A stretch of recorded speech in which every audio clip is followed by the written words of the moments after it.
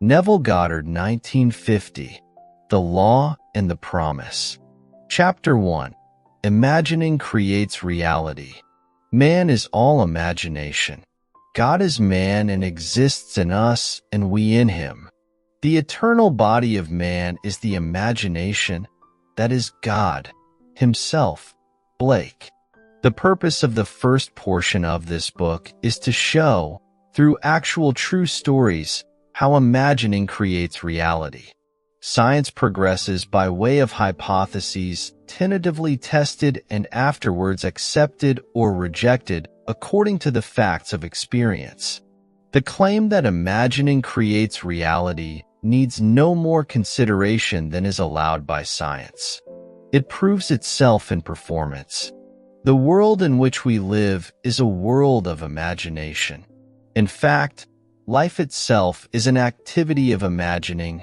For Blake, wrote Professor Morrison of the University of St. Andrews, the world originates in a divine activity identical with what we know ourselves as the activity of imagination, his task being to open the immortal eyes of man inward into the worlds of thought, into eternity, ever expanding in the bosom of God, the human imagination. Nothing appears or continues in being by a power of its own. Events happen because comparatively stable imaginal activities created them, and they continue in being only as long as they receive such support. The secret of imagining, writes Douglas Fawcett, is the greatest of all problems to the solution of which the mystic aspires. Supreme power, supreme wisdom, supreme delight lie in the far-off solution of this mystery. When man solves the mystery of imagining, he will have discovered the secret of causation, and that is, imagining creates reality. Therefore, the man who is aware of what he is imagining knows what he is creating, realizes more and more that the drama of life is imaginal, not physical. All activity is at bottom imaginal. An awakened imagination works with a purpose. It creates and conserves the desirable and transforms or destroys the undesirable. Divine imagining and human imagining are not two powers at all, rather one. The valid distinction which exists between the seeming two lies not in the substance with which they operate, but in the degree of intensity of the operant power itself. Acting at high tension, an imaginal act is an immediate objective fact. Keyed low, an imaginal act is realized in a time process. But whether imagination is keyed high or low, it is the ultimate, essentially non-objective reality from which objects are poured forth like sudden fancies. Hermann Kaiserling, Count, The Travel Diary of a Philosopher. No object is independent of imagining on some level or levels. Everything in the world owes its character to imagination on one of its various levels. Objective reality, writes Fichte, is solely produced through imagination. Objects seem so independent of our perception of them that we incline to forget that they owe their origin to imagination. The world in which we live is a world of imagination, and man, through his imaginal activities, creates the realities and the circumstances of life. This he does either knowingly or unknowingly. Men pay too little attention to this priceless gift, the human imagination, and a gift is practically non-existent unless there is a conscious possession of it and a readiness to use it. All men possess the power to create reality, but this power sleeps as though dead when not consciously exercised. Men live in the very heart of creation, the human imagination, yet are no wiser for what takes place therein. The future will not be fundamentally different from the imaginal activities of man. Therefore, the individual who can summon at will whatever imaginal activity he pleases, and to whom the visions of his imagination are as real as the forms of nature, is master of his fate. The future is the imaginal activity of man in its creative march. Imagining is the creative power not only of the poet, the artist, the actor and orator, but of the scientist, the inventor, the merchant, and the artisan. Its abuse in unrestrained, unlovely image-making is obvious, but its abuse in undue repression breeds a sterility which robs man of actual wealth of experience. Imagining novel solutions to ever more complex problems is far more noble than to run from problems. Life is the continual solution of a continuously synthetic problem. Imagining creates events. The world, created out of men's imagining, comprises unnumbered warring beliefs. Therefore, there can never be a perfectly stable or static state. Today's events are bound to disturb yesterday's established order. Imaginative men and women invariably unsettle a pre-existing peace of mind. Do not bow before the dictate of facts and accept life on the basis of the world without. Assert the supremacy of your imaginal acts over facts and put all things in subjection to them. Hold fast to your ideal in your imagination. Nothing can take it from you but your failure to persist in imagining the ideal realized. Imagine only such states that are of value or promise well. To attempt to change circumstances before you change your imaginal activity is to struggle against the very nature of things. There can be no outer change until there is first an imaginal change. Everything you do, unaccompanied by an imaginal change, is but futile readjustment of surfaces. Imagining the wish fulfilled brings about a union with that state, and during that union you behave in keeping with your imaginal change. This shows you that an imaginal change will result in a change of behavior. However, your ordinary imaginal alterations as you pass from one state to another are not transformations because each of them is so rapidly succeeded by another in the reverse direction. But whenever one state grows so stable as to become your constant mood, your habitual attitude, then that habitual state defines your character and is a true transformation. How do you do it? Self-abandonment. That is the secret. You must abandon yourself mentally to your wish fulfilled in your love for that state, and in so doing, live in the new state and no more in the old state. You can't commit yourself to what you do not love, so the secret of self-commission is faith, plus love. Faith is believing what is unbelievable. Commit yourself to the feeling of the wish fulfilled, in faith that this act of self-commission will become a reality. And it must become a reality because imagining creates reality. Imagination is both conservative and transformative. It is conservative when it builds its world from images supplied by memory and the evidence of the senses. It is creatively transformative when it imagines things as they ought to be, building its world out of the generous dreams of fancy. In the procession of images, the ones that take precedence, naturally, are those of the senses. Nevertheless, a present sense impression is only an image. It does not differ in nature from a memory image or the image of a wish. What makes a present sense impression so objectively real is the individual's imagination functioning in it and thinking from it. Whereas, in a memory image or a wish, the individual's imagination is not functioning in it and thinking from it, but is functioning out of it and thinking of it. If you would enter into the image in your imagination, then would you know what it is to be creatively transformative. Then would you realize your wish, and then you would be happy. Every image can be embodied, but unless you, yourself, enter the image and think from it, It is incapable of birth. Therefore, it is the height of folly to expect the wish to be realized by the mere passage of time. That which requires imaginative occupancy to produce its effect obviously cannot be effected without such occupancy. You cannot be in one image and not suffer the consequences of not being in another. Imagination is spiritual sensation.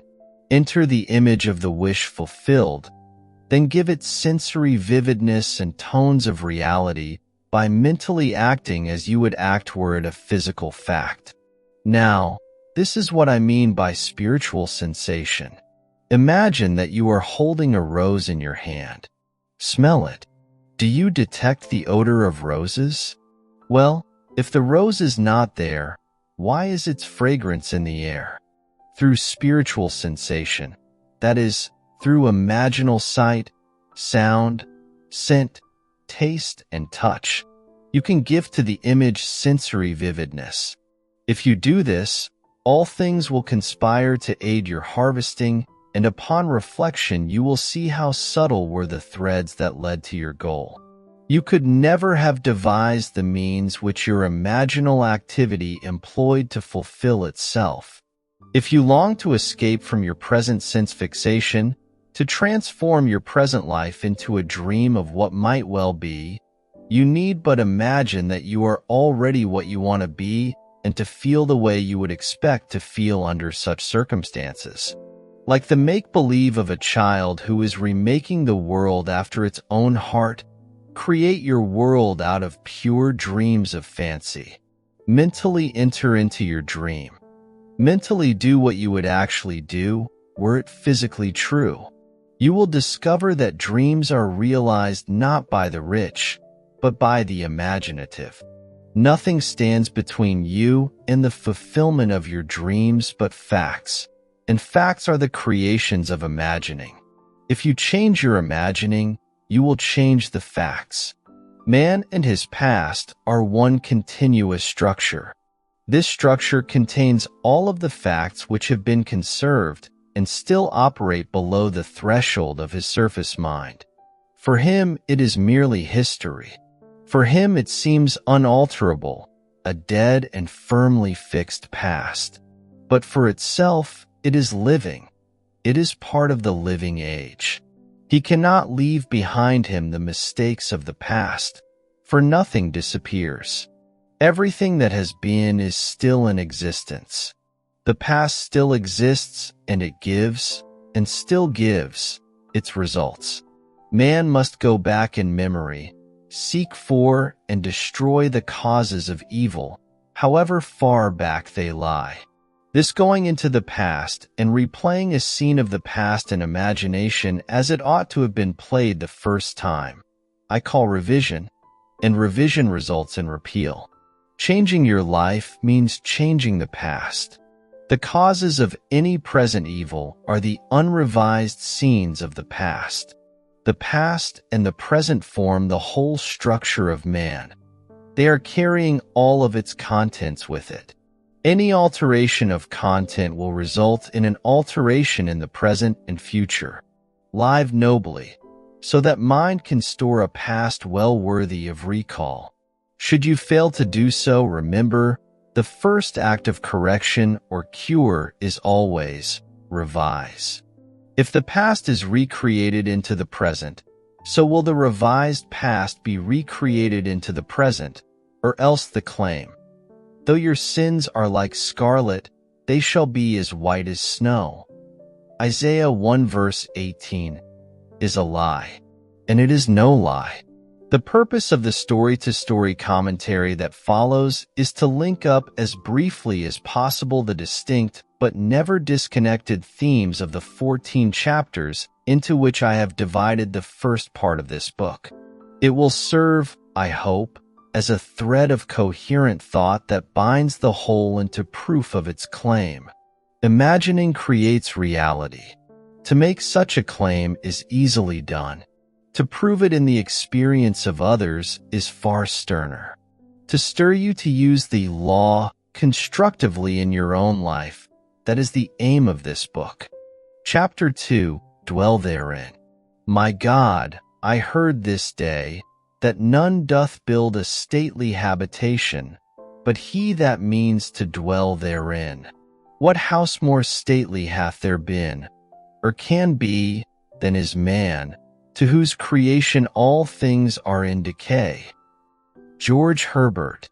I wish it were true of man's noble dreams, but unfortunately, perpetual construction, deferred occupancy, is the common fault of man. Why build a stately habitation, unless you intend to dwell therein? Why build a dream house and not dwell therein? This is the secret of those who lie in bed awake while they dream things true. They know how to live in their dream until, in fact, they do just that. Man, through the medium of a controlled, waking dream, can predetermine his future. That imaginal activity of living in the feeling of the wish fulfilled leads man across a bridge of incident to the fulfillment of the dream. If we live in the dream, thinking from it and not of it, then the creative power of imagining will answer our adventurous fancy, and the wish fulfilled will break in upon us and take us unawares. Man is all imagination. Therefore, man must be where he is in imagination, for his imagination is himself. To realize that imagination is not something tied to the senses or enclosed within the spatial boundary of the body is most important. Although man moves about in space by movement of his physical body, he need not be so restricted. He can move by a change in what he is aware of. However real the scene on which sight rests, man can gaze on one never before witnessed. He can always remove the mountain if it upsets his concept of what life ought to be. This ability to mentally move from things as they are to things as they ought to be is one of the most important discoveries that man can make. It reveals man as a center of imagining with powers of intervention which enable him to alter the course of observed events, moving from success to success through a series of mental transformations of nature, of others, and himself. For many years, a doctor and his wife dreamed about their stately habitation, but not until they imaginatively lived in it did they manifest it. Here is their story. Some 15 years ago, Mrs. M and I purchased a lot on which we built a 2-story building housing our office and living area. We left ample space on the lot for an apartment building, if and when our finances would permit. All those years we were busy paying off our mortgage, and at the end of that time had no money for the additional building we still desired so much. It was true that we had an ample savings account which meant security for our business, but to use any part of it for a new building would be to jeopardize that security.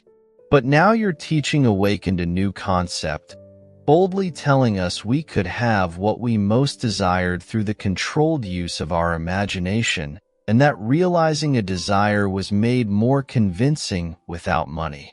We decided to put it to a test to forget about money and concentrate our attention on the thing we desired most in this world, the new apartment building. With this principle in mind, we mentally constructed the new building as we wanted it, actually drawing physical plans so we could better formulate our mental picture of the completed structure. Never forgetting to think from the end, in our case, the completed, occupied building, we took many imaginative trips through our apartment house, renting the units to imaginary tenants, examining in detail every room and enjoying the feeling of pride as friends offered congratulations on the unique planning. We brought into our imaginal scene one friend in particular, I shall call her Mrs. X, a lady we had not seen for some time as she had given us up socially, believing us a bit peculiar in our new way of thinking. In our imaginal scene, we took her through the building and asked how she liked it. Hearing her voice distinctly, we had her reply, "Doctor, I think it is beautiful." One day, while talking together of our building, my wife mentioned a contractor who had constructed several apartment houses in our neighborhood. We knew of him only by the name that appeared on signs adjacent to buildings under construction. But realizing that if we were living in the end, we would not be looking for a contractor, we promptly forgot this angle. Continuing these periods of daily imagining for several weeks, we both felt we were now fused with our desire and had successfully been living in the end. One day a stranger entered our office and identified himself as the contractor whose name my wife had mentioned weeks before. In an apologetic manner, he said, "I don't know why I stopped here. I normally don't go to see people, but rather, people come to see me." He explained that he passed our office often and had wondered why there wasn't an apartment building on the corner lot. We assured him we would like very much to have such a building there, but that we had no money to put into the project, not even the few $100s it would take for plans. Our negative response did not faze him, and seemingly compelled, he began to figure and devise ways and means to carry out the job, unasked and unencouraged by us. Forgetting the incident, we were quite startled when a few days later this man called, informing us that plans were completed and that the proposed building would cost us $30,000. We thanked him politely and did absolutely nothing. We knew we had been living imaginatively in the end of a completed building, and that imagination would assemble that building perfectly without any outside assistance from us. So, we were not surprised when the contractor called again the next day to say he had found a set of blueprints in his files that fitted our needs perfectly with few alterations. This, we were informed, would save us the architect's fee for new plans. We thanked him again and still did nothing. Logical thinkers would insist that such negative response from prospective customers would completely end the matter. Instead, 2 days later, the contractor again called with the news that he had located a finance company willing to cover the necessary loan with the exception of a few $1,000s. It sounds incredible, but we still did nothing. For, remember, to us this building was completed and rented, and in our imagination we had not put one penny into its construction. The balance of this tale reads like a sequel to Alice in Wonderland, for the contractor came to our office the next day and said, as though presenting us with a gift, "You people are going to have that new building anyway. I've decided to finance the balance of the loan myself. If this is agreeable, I'll have my lawyer draw up the papers, and you can pay me back out of net profits from rentals." This time we did do something. We signed the papers, and construction began immediately. Most of the apartment units were rented before final completion, and all but one occupied the day of completion. We were so thrilled by the seemingly miraculous events of the past few months that for a while we didn't understand this seeming flaw in our imaginal picture. But knowing what we had already accomplished through the power of imagining, we immediately conceived another imaginal scene, and in it, this time, instead of showing the party through the unit and hearing the words, "We'll take it," we ourselves in imagination visited tenants who had already moved in that apartment. We allowed them to show us through the rooms and heard their pleased and satisfied comments. 3 days later, that apartment was rented. Our original imaginary drama had objectified itself in every detail save one, and that one became a reality when, 1 month later, our friend, Mrs. X, surprised us with a long overdue visit, expressing her desire to see our new building. Gladly we took her through, and at the end of the tour heard her speak the line we had heard in our imagination so many weeks before. As with emphasis on each word, she said, "Doctor, I think it is beautiful. Our dream of 15 years was realized, and we know, now, that it could have been realized any time within those 15 years if we had known the secret of imagining and how to live in the end of desire. But now it was realized. Our one big desire was objectified, and we did not put one penny of our own money into it. Dr. M, through the medium of a dream, a controlled, waking dream, the doctor and his wife created reality. They learned how to live in their dream house as, in fact, now they do. Although help seemingly came from without, the course of events was ultimately determined by the imaginal activity of the doctor and his wife. The participants were drawn into their imaginal drama because it was dramatically necessary that they should be. Their imaginal structure demanded it. All things by a law divine in one another's being mingle. Percy Bysshe Shelley, Love's Philosophy. The following story illustrates the way in which a lady prepared her stately habitation by imaginatively sleeping in it, or dwelling therein. A few months ago, my husband decided to place our home on the market. The main object for the move, which we had discussed many times, was to find a home large enough for the two of us, my mother and my aunt, in addition to 10 cats, 3 dogs, and 1 parakeet. Believe it or not, the contemplated move was my husband's idea, as he loved my mother and aunt and said I was at their house most of the time anyway. So, why not live together and pay one tax bill? I liked the idea tremendously, but I knew that this new home would have to be something very special in size, location, and arrangement, as I insisted on privacy for all concerned. So at the moment I was undecided whether to sell our present home or not, but I didn't argue, as I knew quite well from past experience with imagining that our house would never sell until I stopped sleeping in it. 2 months and 4 or 5 real estate brokers later, my husband had given up on the sale of our house, and so had the brokers. At this point, I had convinced myself I now wanted the change, so for 4 nights in my imagination, I went to sleep in the kind of home I would like to own.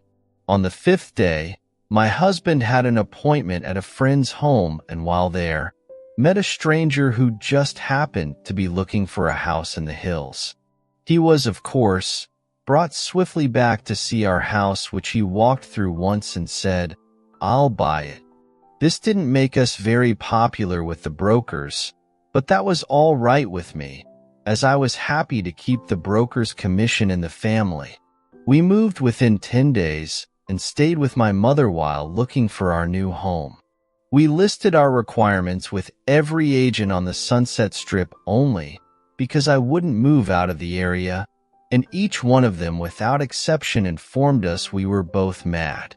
It was entirely impossible, they said, to find an older home of English style with 2 separate living rooms, separate apartments, a library, and built on a flat knoll with enough ground space to fence for large dogs, and located in one particular area. When we told them the price we would pay for this house, they just looked sad. I said that wasn't all we wanted. We wanted wood paneling all through the house, a huge fireplace, a magnificent view and seclusion. No close neighbors, please. At this point, the lady agent would giggle and remind me that there was no such house. But if there were, they would realize 5 times what we were willing to pay. But I knew there was such a house, because my imagination had been sleeping in it, and if I am my imagination, then I had been sleeping in it. By the 2nd week, we had exhausted 5 real estate offices, and the gentleman in the 6th office was looking a little wild when one of his partners, who had not spoken until then, said, "Why don't you show them the place up King's Road?" A 3rd partner in the office laughed sourly and said, "That property isn't even listed, and besides, the old lady would throw you off the property. She's got 2 acres up there, and you know she wouldn't split." Well, I didn't know what she wouldn't split, but my interest had been aroused by the street name, for I liked that particular area best of all. So I asked why not just take a look anyway, for laughs. As we drove up the street and turned off onto a private road, we approached a large 2-story house built of redwood and brick, English in appearance, surrounded by tall trees and sitting alone and aloof on its own knoll, viewing the city below from all of its many windows. I felt a peculiar excitement as we walked to the front door and were greeted by a lovely woman who graciously asked us in. I do not think I breathed for the next minute or two, for I had walked into the most exquisite room I had ever seen. The solid redwood walls and the brick of a great fireplace rose to a height of 28 feet, terminating in an arched ceiling joined together by huge redwood beams. The room was straight out of Dickens, and I could almost hear Christmas carolers singing on the balcony of the upstairs dining room, which looked out over the living room. A great cathedral window gave a view of sky, mountains, and city far below, and the beautiful old redwood walls glowed in the sunlight. We were shown through a spacious apartment on the lower floor with connecting library, separate entrance, and separate patio. 2 staircases led upward to a long hall opening into 2 separate bedrooms and baths, and at the end of the hall was, yes, a second living room, opening out onto a second patio screened by trees and redwood fencing. Built on 2 acres of beautifully landscaped grounds, I began to understand what the agent had meant by saying she wouldn't split, for on 1 acre stood a large swimming pool and pool house completely separated from the main house, but undoubtedly belonging to it. It did, indeed, seem to be an impossible situation, as we did not want 2 acres of highly taxable property plus a swimming pool a block away from the house. Before we left, I walked through that magnificent living room, once more going up the stairs to the dining room balcony. I turned and, looking down, saw my husband standing by the fireplace, pipe in hand, with an expression of perfect satisfaction on his face.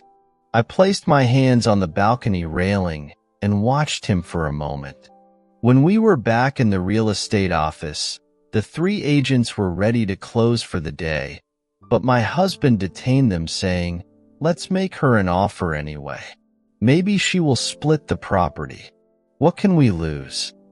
1 agent left the office without a word. Another said, "The idea is ridiculous."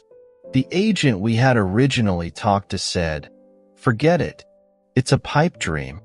My husband is not easily annoyed, but when he is, there is no more stubborn creature on earth. He was now annoyed. He sat down, slammed his hand on a desk, and roared, "It's your business to submit offers, isn't it?" They agreed that this was so and finally promised to submit our offer on the property. We left, and that night, in my imagination, I stood on that dining room balcony and looked down at my husband standing by the fireplace. He looked up at me and said, "Well, honey, how do you like our new home?" I said, "I love it." I continued to see that beautiful room and my husband in it, and felt the balcony railing gripped in my hands until I fell asleep. The next day, as we were having dinner in my mother's house, the telephone rang and the agent, in an unbelieving voice, informed me that we had just purchased a house. The owner had split the property right down the middle, giving us the house and the acre it stood on for the price we offered. B. Dreamers often lie in bed awake, while they do dream things true. Approximately, William Shakespeare, Romeo and Juliet. One must adopt either the way of imagination or the way of sense. No compromise or neutrality is possible. He who is not for me is against me, Matthew 12 verse 30, Luke 11 verse 23. When man finally identifies himself with his imagination rather than his senses, he has at long last discovered the core of reality. I have often been warned by self-styled realists that man will never realize his dream by simply imagining that it is already here. Yet, man can realize his dream by simply imagining that it is already here. That is exactly what this collection of stories proves. If only men were prepared to live imaginatively in the feeling of the wish fulfilled, advancing confidently in their controlled waking dream, then the power of imagining would answer their adventurous fancy, and the wish fulfilled would break in upon them and take them unawares. Nothing is more continuously wonderful than the things that happen every day to the man with imagination sufficiently awake to realize their wonder. Observe your imaginal activities. Imagine better than the best you know, and create a better world for yourself and others. Live as though the wish had come, even though it is yet to come, and you will shorten the period of waiting. The world is imaginal, not mechanistic. Imaginal acts, not blind fate, determine the course of history. Chapter 3. Turn the wheel backward. Oh, let your strong imagination turn the great wheel backward until Troy unburn. Sir John Collins Squire. The birds. All life is, throughout the ages, nothing but the continuing solution of a continuous synthetic problem. H.G. Wells. The perfectly stable or static state is always unattainable. The end attained objectively always realizes more than the end the individual originally had in view.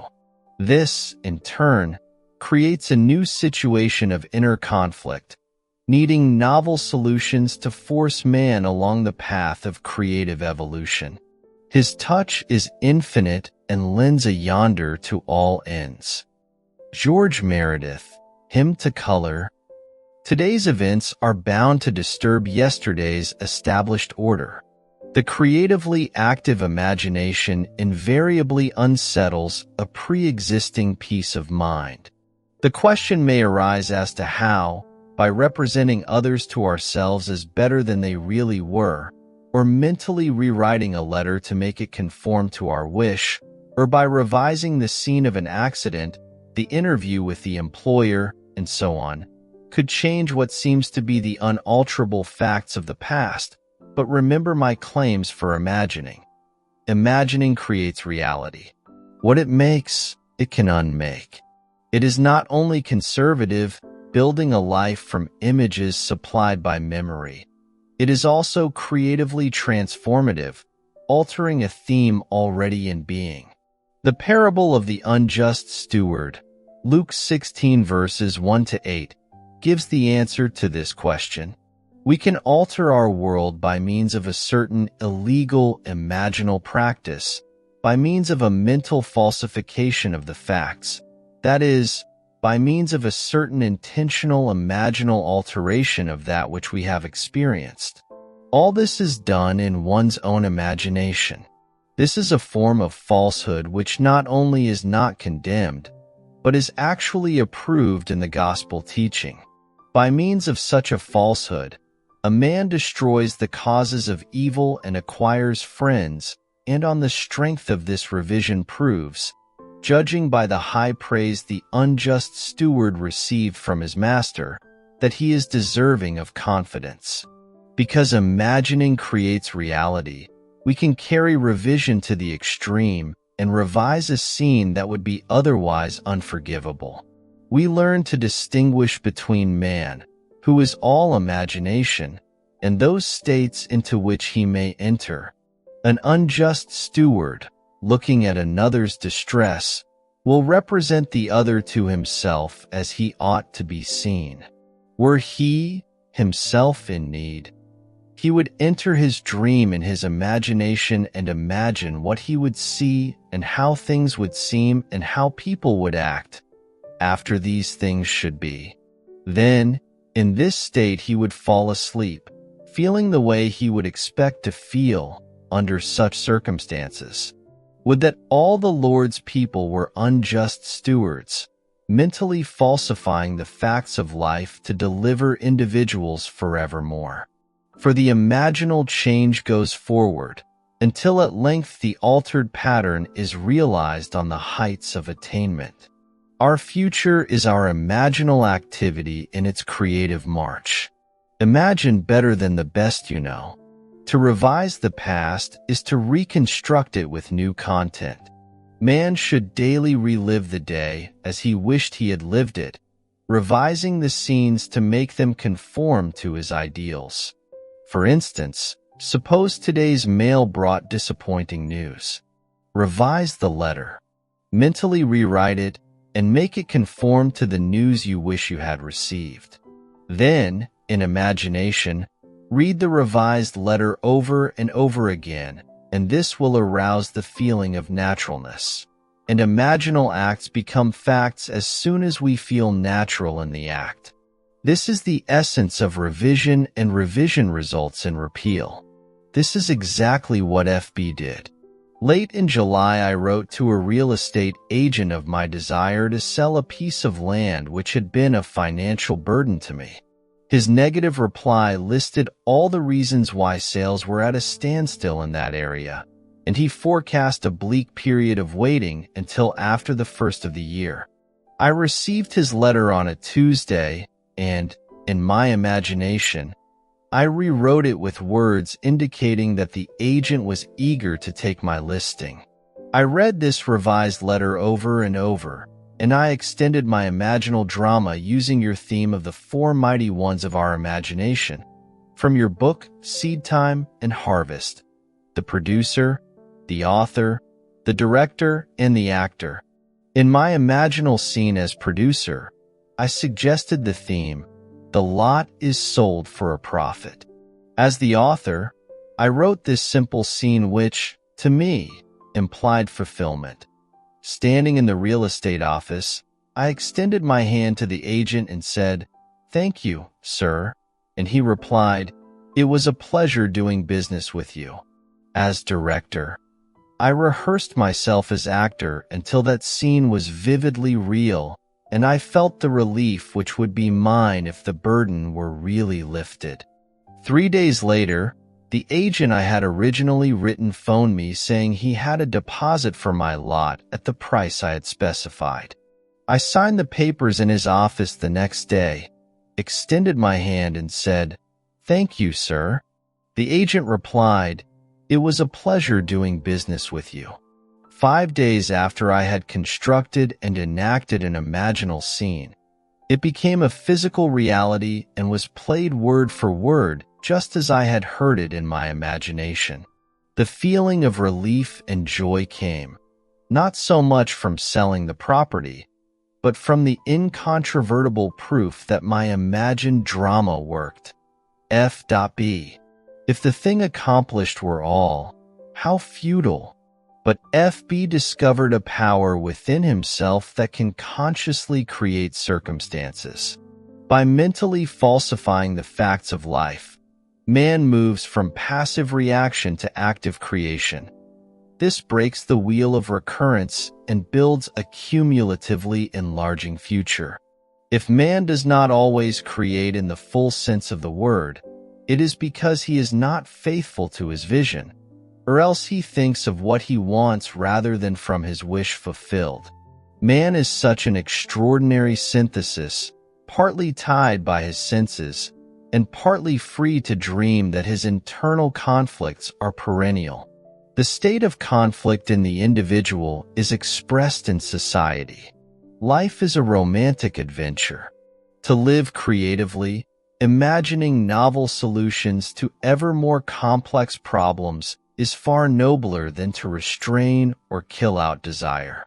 All that is desired can be imagined into existence. Wouldst thou be in a dream and yet not sleep? John Bunyan, The Pilgrim's Progress. Try to revise your day every night before falling asleep. Try to visualize clearly and enter into the revised scene, which would be the imaginal solution of your problem. The revised imaginal structure may have a great influence on others, but that is not your concern. The other influenced in the following story is profoundly grateful for that influence. LSE writes, "Last August, while on a blind date, I met the man I wanted to marry. This happens sometimes, and it happened to me. He was everything I had ever thought of as desirable in a husband. 2 days after this enchanted evening, it was necessary for me to change my place of residence because of my work, and that same week the mutual friend who had introduced me to this man moved away from the city. I realized that the man I had met probably did not know of my new address, and frankly, I was not sure he knew my name. After your last lecture, I spoke to you of this situation. Although I had plenty of other dates, I could not forget this one man. Your lecture was based on revising our day, and after speaking to you, I determined to revise my day every day. Before going to sleep that night, I felt I was in a different bed, in my own home, as a married woman, and not as a single working girl, sharing an apartment with 3 other girls. I twisted an imaginary wedding band on my imaginary left hand, saying over and over to myself, 'This is wonderful. I really am Mrs. J.' And I fell asleep in what was, a moment before, a waking dream. I repeated this imaginary scene for 1 month, night after night. The first week in October, he found me. On our second date, I knew my dreams were rightly placed. Your teaching tells us to live in the end of our desire until that desire becomes fact. So although I did not know how he felt toward me, I continued, night after night, living in the feeling of my dream realized. The results? In November, he proposed. In January, we announced our engagement, and the following May we were married. The loveliest part of it all, however, is that I am happier than I ever dreamed possible, and I know in my heart he is too, Mrs. J. By using her imagination radically instead of conservatively, by building her world out of pure dreams of fancy, rather than using images supplied by memory, she brought about the fulfillment of her dream. Common sense would have used images supplied by her memory, and thereby perpetuated the fact of lack in her life. Imagination created what she desired out of a dream of fancy. Everyone must live wholly on the level of imagination, and it must be consciously and deliberately undertaken. Lovers and madmen have such seething brains, such shaping fantasies, that apprehend more than cool reason over comprehends. William Shakespeare, A Midsummer Night's Dream. If our time of revision be well spent, we need not worry about results. Our fondest hopes will be realized. Art thou real, Earth? Am I? In whose dream do we exist? Approximately, Frank Kindon, The Timepiece. There is no inevitable permanence in anything. Both past and present continue to exist only because they are sustained by imagining on some level or other. And a radical transformation of life is always possible by man revising the undesirable part of it. In his letter, Mr. R.S. questions this subject of influence. During your current series of lectures, trouble developed with collections on one of my trust deeds. The security, a house and lot, was neglected and run down.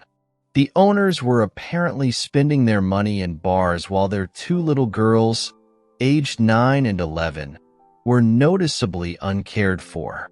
However, forgetting appearances, I began to revise the situation. In my imagination, I drove my wife past the property and said to her, "Isn't the yard beautiful? It's so neat and well cared for." Those people really show their love for their home.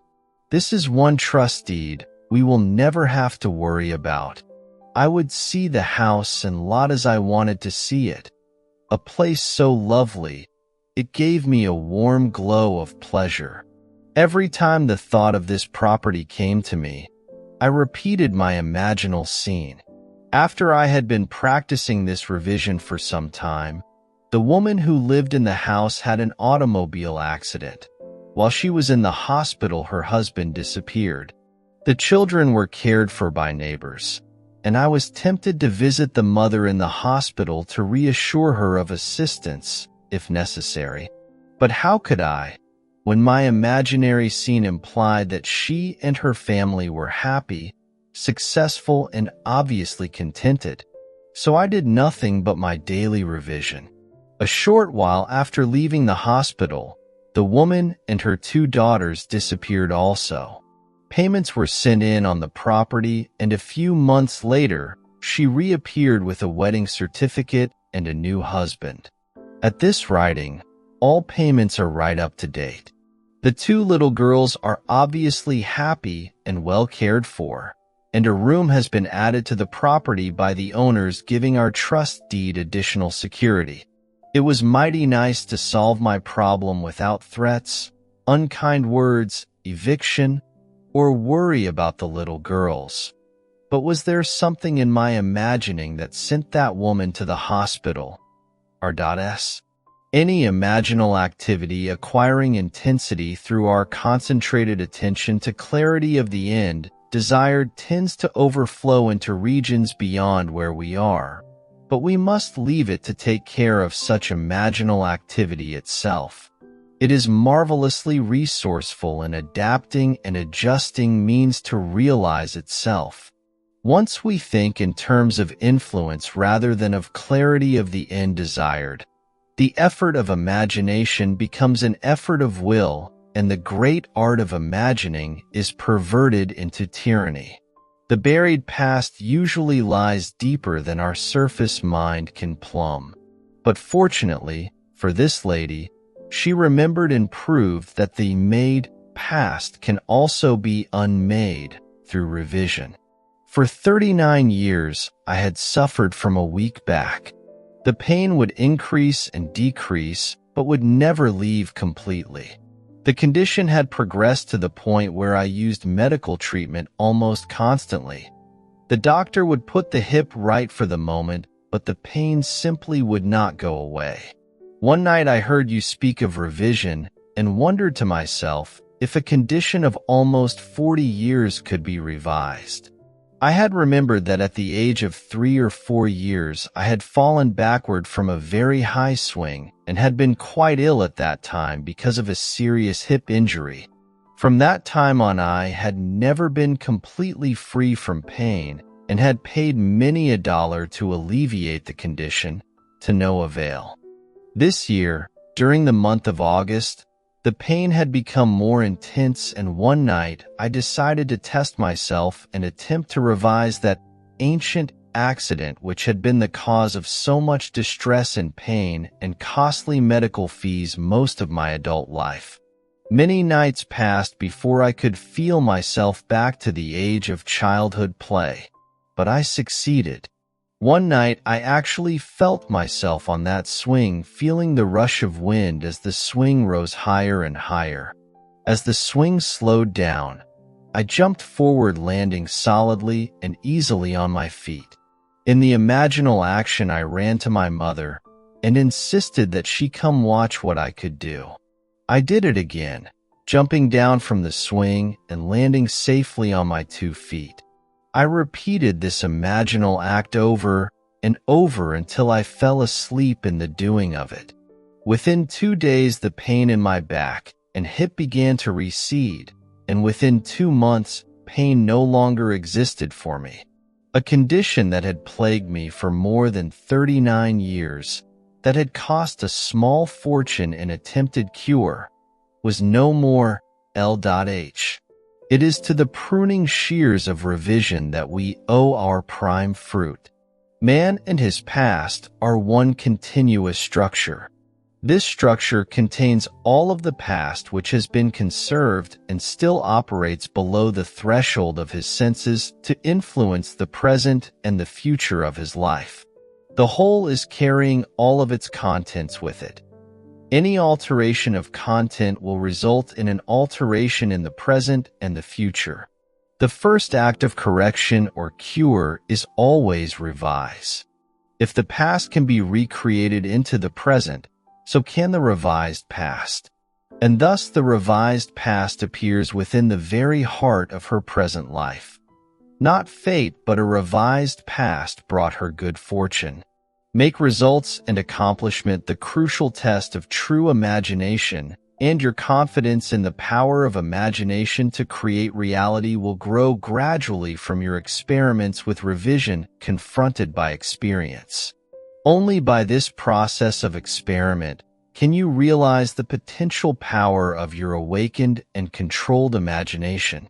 How much do you owe my master? He said, 100 measures of oil. And he said to him, take your bill and sit down quickly and write 50. Luke 16 verses 5 and 6. This parable of the unjust steward urges us to mentally falsify the facts of life, to alter a theme already in being. By means of such imaginative falsehoods, a man acquires friends, Luke 16 verse 9. As each day falls, mentally revise the facts of life and make them conform to events well worthy of recall. Tomorrow will take up the altered pattern and go forward until at length it is realized on the heights of attainment. The reader will find it worthwhile to follow these clues: imaginal construction of scenes implying the wish fulfilled, and imaginative participation in these scenes until tones of reality are reached. We are dealing with the secret of imagining, in which man is seen awakening into a world completely subject to his imaginative power. Man can understand recurrence of events well enough, the building of a world from images supplied by memory, things remaining as they are. This gives him a sense of security in the stability of things. However, the presence within him of a power which awakens and becomes what it wills, radically changing its form, its environment, and the circumstances of life, inspires in him a feeling of insecurity, a dreadful fear of the future.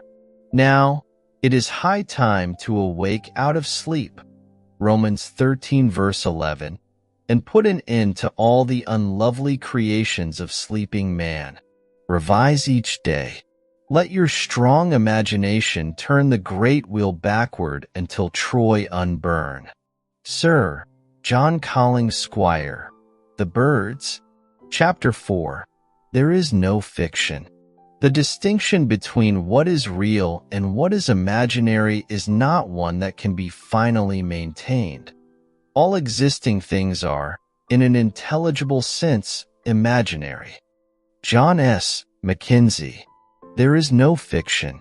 If an imaginal activity can produce a physical effect, our physical world must be essentially imaginal. To prove this would require merely that we observe our imaginal activities and watch to see whether or not they produce corresponding external effects. If they do, then we must conclude that there is no fiction. Today's imaginal drama, fiction, becomes tomorrow's fact. If we had this wider view of causation, that causation is mental, not physical, that our mental states are causative of physical effects, then we would realize our responsibility as a creator and imagine only the best imaginable. Fable enacted as a sort of stage play in the mind is what causes the physical facts of life. Man believes that reality resides in the solid objects he sees around him, that it is in this world that the drama of life originates, that events spring suddenly into existence, created moment by moment out of antecedent physical facts.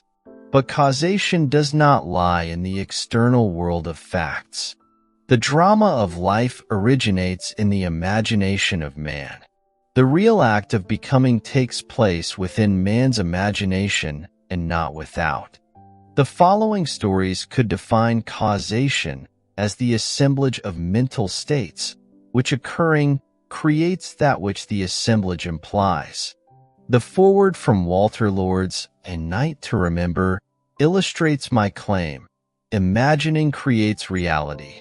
In 1898, a struggling author named Morgan Robertson concocted a novel about a fabulous Atlantic liner, far larger than any that had ever been built. Robertson loaded his ship with rich and complacent people and then wrecked it one cold April night on an iceberg. This somehow showed the futility of everything, and in fact, the book was called Futility when it appeared that year, published by the firm of M.F. Mansfield. 14 years later, a British shipping company named the White Star Line built a steamer remarkably like the one in Robertson's novel. The new liner was 66,000 tons displacement. Robertson's was 70,000 tons. The real ship was 882.5 feet long. The fictional one was 800 feet. Both could carry about 3,000 people, and both had enough lifeboats for only a fraction of this number. But then this didn't seem to matter because both were labeled unshakable. On April 19, 1912, the real ship left Southampton on her maiden voyage to New York.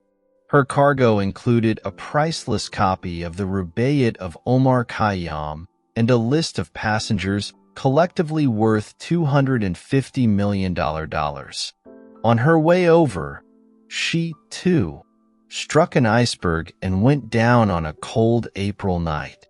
Robertson called his ship the Titan. The White Star Line called its ship the Titanic.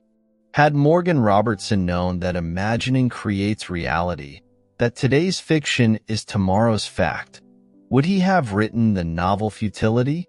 In the moment of the tragic catastrophe, writes Schopenhauer, the conviction becomes more distinct to us than ever that life is a bad dream from which we have to awake.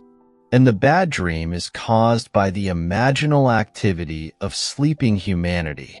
Imaginal activities may be remote from their manifestation, and unobserved events are only appearance. Causation as seen in this tragedy is elsewhere in space-time. Far off from the scene of action, invisible to all, was Robertson's imaginal activity, like a scientist in a control room directing his guided missile through space-time, who paints a picture, writes a play or book, which others read while he's asleep in bed. Oh, the other side of the world. When they overlook his page, the sleeper might as well be dead. What knows he of his distant, unfelt life? What knows he of the thoughts his thoughts are raising, the life his life is giving, or the strife concerning him, some cavilling, some praising? Yet which is most alive, he who's asleep, or his quick spirit in some other place, or score of other places, that doth keep attention fixed and sleep from others' chase? Which is the he that sleeps, or he that his own he can neither feel nor see? Samuel Butler. Imaginative writers communicate not their vision of the world, but their attitudes which result in their vision. Just a short while before Catherine Mansfield died, she said to her friend Orridge, "There are in life as many aspects as attitudes toward it, and aspects change with attitudes. Could we change our attitude, we should not only see life differently, but life itself would come to be different. Life would undergo a change of appearance because we ourselves had undergone a change in attitude. Perception of a new pattern is what I call a creative attitude towards life." Prophets, wrote Blake, in the modern sense of the word, have never existed. Jonah was no prophet in the modern sense, for his prophecy of Nineveh failed. Every honest man is a prophet. He utters his opinion both of private and public matters. Thus, if you go on so, the result is so. He never says, such a thing shall happen, let you do what you will. A prophet is a seer, not an arbitrary dictator. The function of the prophet is not to tell us what is inevitable, but to tell us what can be built up out of persistent imaginal activities. The future is determined by the imaginal activities of humanity, activities in their creative march, activities which can be seen in your dreams and the visions of your head as you lay in bed. Daniel 2 verse 28. Would that all the Lord's people were prophets. Numbers 11:29. In the true sense of the word, like this dancer who now, from the summit of his realized ideal, sights yet higher peaks that are to be scaled. After you have read this story, you will understand why he is so confident that he can predetermine any materialistic future he desires, and why he is equally sure that others give reality to what were otherwise a mere figment of his imagination, that there exists and can exist nothing outside imagining on some level or other. Nothing continues in being save what imagining supports. The mind can make substance and people planets of its own with beings brighter than have been, and give a breath to forms which can outlive all flesh. Lord G. Byron. As my story begins at the age of 19, I was a mildly successful dancing teacher and continued in this static state for almost 5 years. At the end of this time, I met a young lady who talked me into attending your lectures. My thought, upon hearing you say, imagining creates reality, was that the entire idea was ridiculous. However, I decided to accept your challenge and disprove your thesis. I bought your book Out of This World and read it many times. Still unconvinced, I set myself a rather ambitious goal. My present position was as an instructor with the Arthur Murray Dance Studio, and my goal was to own a franchise and be boss of an Arthur Murray studio myself. This seemed the most unlikely thing in the world, as franchises were extremely difficult to secure. But on top of this fact, I was completely without the necessary funds to begin such an operation. Nevertheless, I assumed the feeling of my wish fulfilled as night after night, in my imagination, I went to sleep managing my own studio. 3 weeks later, a friend called me from Reno, Nevada. He had the Murray studio there and said it was too much for him to cope with alone. He offered me a partnership and I was delighted. So delighted, in fact, that I hastened to Reno on borrowed money and promptly forgot all about you and your story of imagination. My partner and I worked hard and were very successful, but after a year I was still not satisfied. I wanted more. I began thinking of ways and means to get another studio. All my efforts failed. One night as I retired, I was restless and decided to read. As I looked through my collection of books, I noticed your slender volume, Out of This World. I thought of the silly nonsense I had gone through 1 year ago before getting my own studio. Getting my own studio. The words in my mind electrified me. I reread the book that night, and later, in my imagination, I heard my superior praise the good job we had done in Reno and suggest we acquire a second studio, as he had a second location ready for us if we desired to expand. I reenacted this imaginal scene nightly without fail. 3 weeks from the first night of my imaginal drama, it materialized, almost word for word. My partner accepted the new studio in Bakersfield, and I had the Reno studio alone. Now I was convinced of the truth of your teaching, and never again will I forget. Now I wanted to share this wonderful knowledge of imaginal power with my staff. I tried to tell them of the marvels they could accomplish, but I was unable to reach many, although one fantastic incident resulted from my efforts to tell this story. A young teacher told me he believed my story, but said it would have probably happened anyway in time. He insisted the entire theory was nonsense, but stated that if I could tell him something of an incredible nature that would actually happen and which he could witness, then he would believe. I accepted his challenge and conceived a truly fantastic test. The Reno studio is the most insignificant in the entire Murray system because of the small population count in the city itself. There are over 300 Murray studios in the country with much larger populations, therefore providing greater possibilities to draw from. So, my test was this. I told the teacher that within the next 3 months, at the time of a national dance convention, the Little Reno studio would be the foremost topic of conversation at that convention. He calmly stated this was quite impossible. That night when I retired, I felt myself standing before a tremendous audience. I was speaking on creative imagining and felt the nervousness of being before such a vast audience. But I also felt the wonderful sensation of audience acceptance. I heard the roar of applause, and as I left the stage, I saw Mr. Murray himself come forward and shake my hand. I reenacted this entire drama night after night. It began to take on the tones of reality, and I knew I had done it again. My imaginal drama materialized down to the last detail. My Little Reno studio was the talk of the convention, and I did appear on that stage, just as I had done in my imagination. But even after this unbelievable but actual happening, the young teacher who threw me the challenge remained unconvinced. He said it had all happened too naturally, and he was sure it would have happened anyway. I did not mind his attitude because his challenge had given me another opportunity to prove, at least to myself, that imagining does create reality. From that time on, I continued with my ambition to own the largest Arthur Murray dance studio in the world.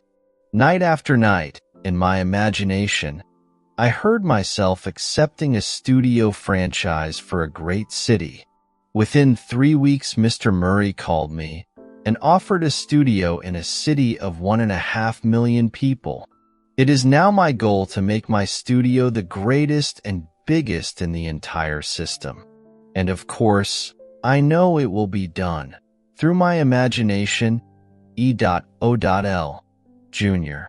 Imagining, writes Douglas Fawcett, may be hard to grasp.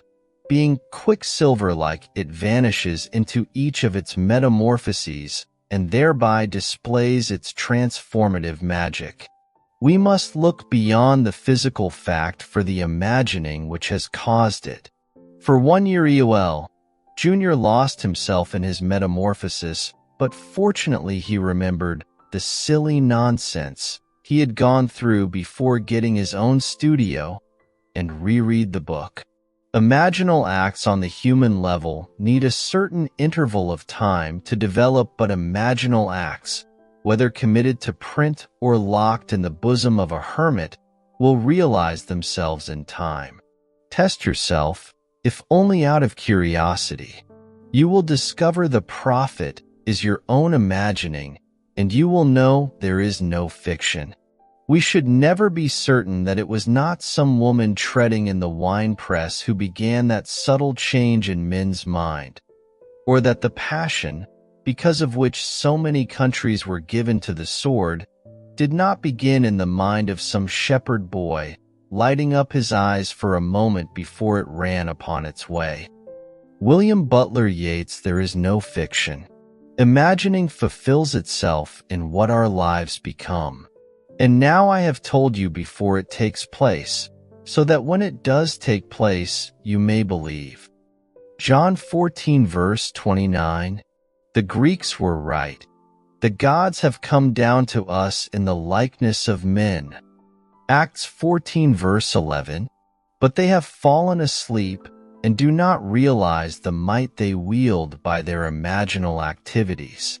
Real are the dreams of gods, and smoothly pass their pleasure in a long, immortal dream.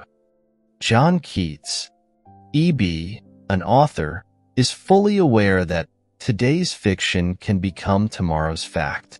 In this letter, she writes, "One spring, I completed a novelette, sold it, and forgot it. Not until many long months later did I sit down and nervously compare some facts in my fiction with some facts in my life. Please read a brief outline of my created story, then compare it with my personal experience. The heroine of my story took a vacation trip to Vermont, to the small city of Stowe, Vermont, to be exact. When she reached her destination, she was faced with such unpleasant behavior on the part of her companion that she either had to continue her lifetime pattern of allowing another's selfish demand dominate her, or to break that pattern and leave. She broke it and returned to New York. When she returned, and the story continues, events took shape in a proposal of marriage which she happily accepted. For my part of this tale, as small events evolved, I began to remember the dictates of my own pen and insignificant relationship. This is what happened to me. I received an invitation from a friend offering me a vacation at her summer place in Vermont. I accepted and was not startled at first when I learned her summer place was in the city of Stowe. When I arrived, I found my hostess in such a highly nervous state I realized I was faced with either a wretched summer or the choice of walking out on her. Never before in my life had I been strong enough to ignore what I thought were the claims of duty and friendship, but this time I did, and without ceremony returned to New York. A few days after I returned to my home, I, too, received a proposal of marriage. But at this point fact and fiction parted. I refused the offer. I know, Neville, there is no such thing as fiction. E.B. Forgetful as green earth, the gods alone remember everlastingly. By their great memories the gods are known. George Meredith, Ballads and Poems of Tragic Life. Ends run true to their imaginal origins.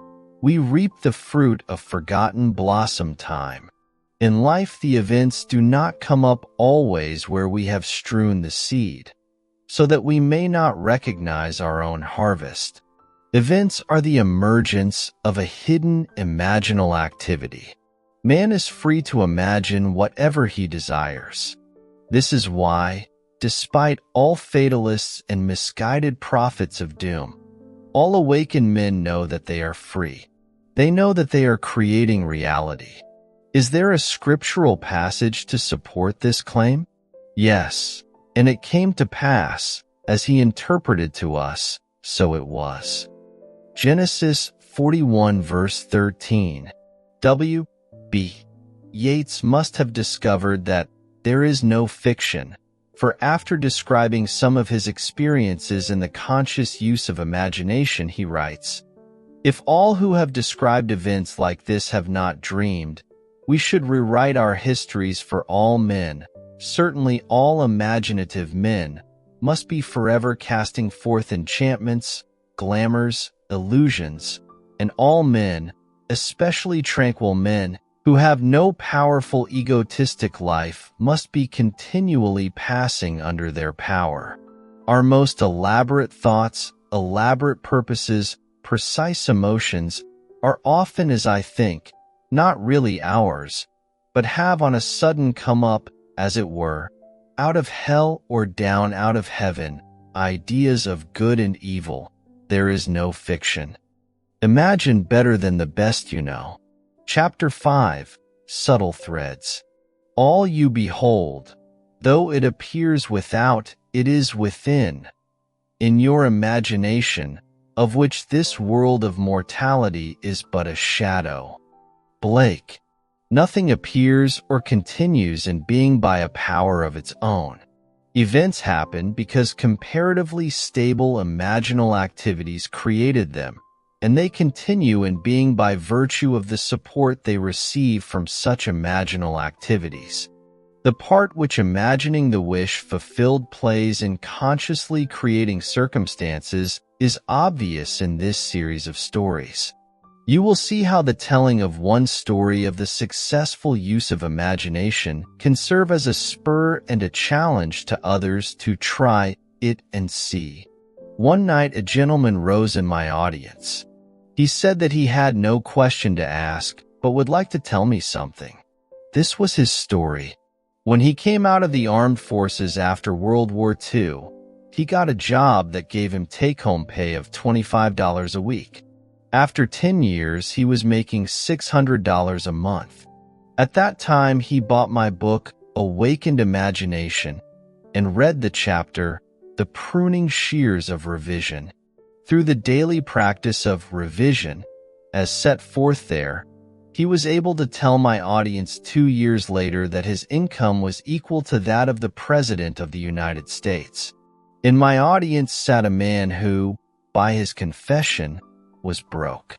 He had read the same book, but he suddenly realized he had done nothing with the use of his imagination to solve his financial problem.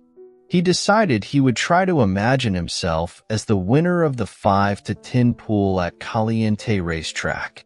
In his words, "In this pool, one attempts to pick winners in the 5th through the 10th races. So this is what I did. In my imagination I stood, sorting my tickets and feeling as I did so that I had each of the 6 winners. I enacted this scene over and over in my imagination until I actually felt goose pimples.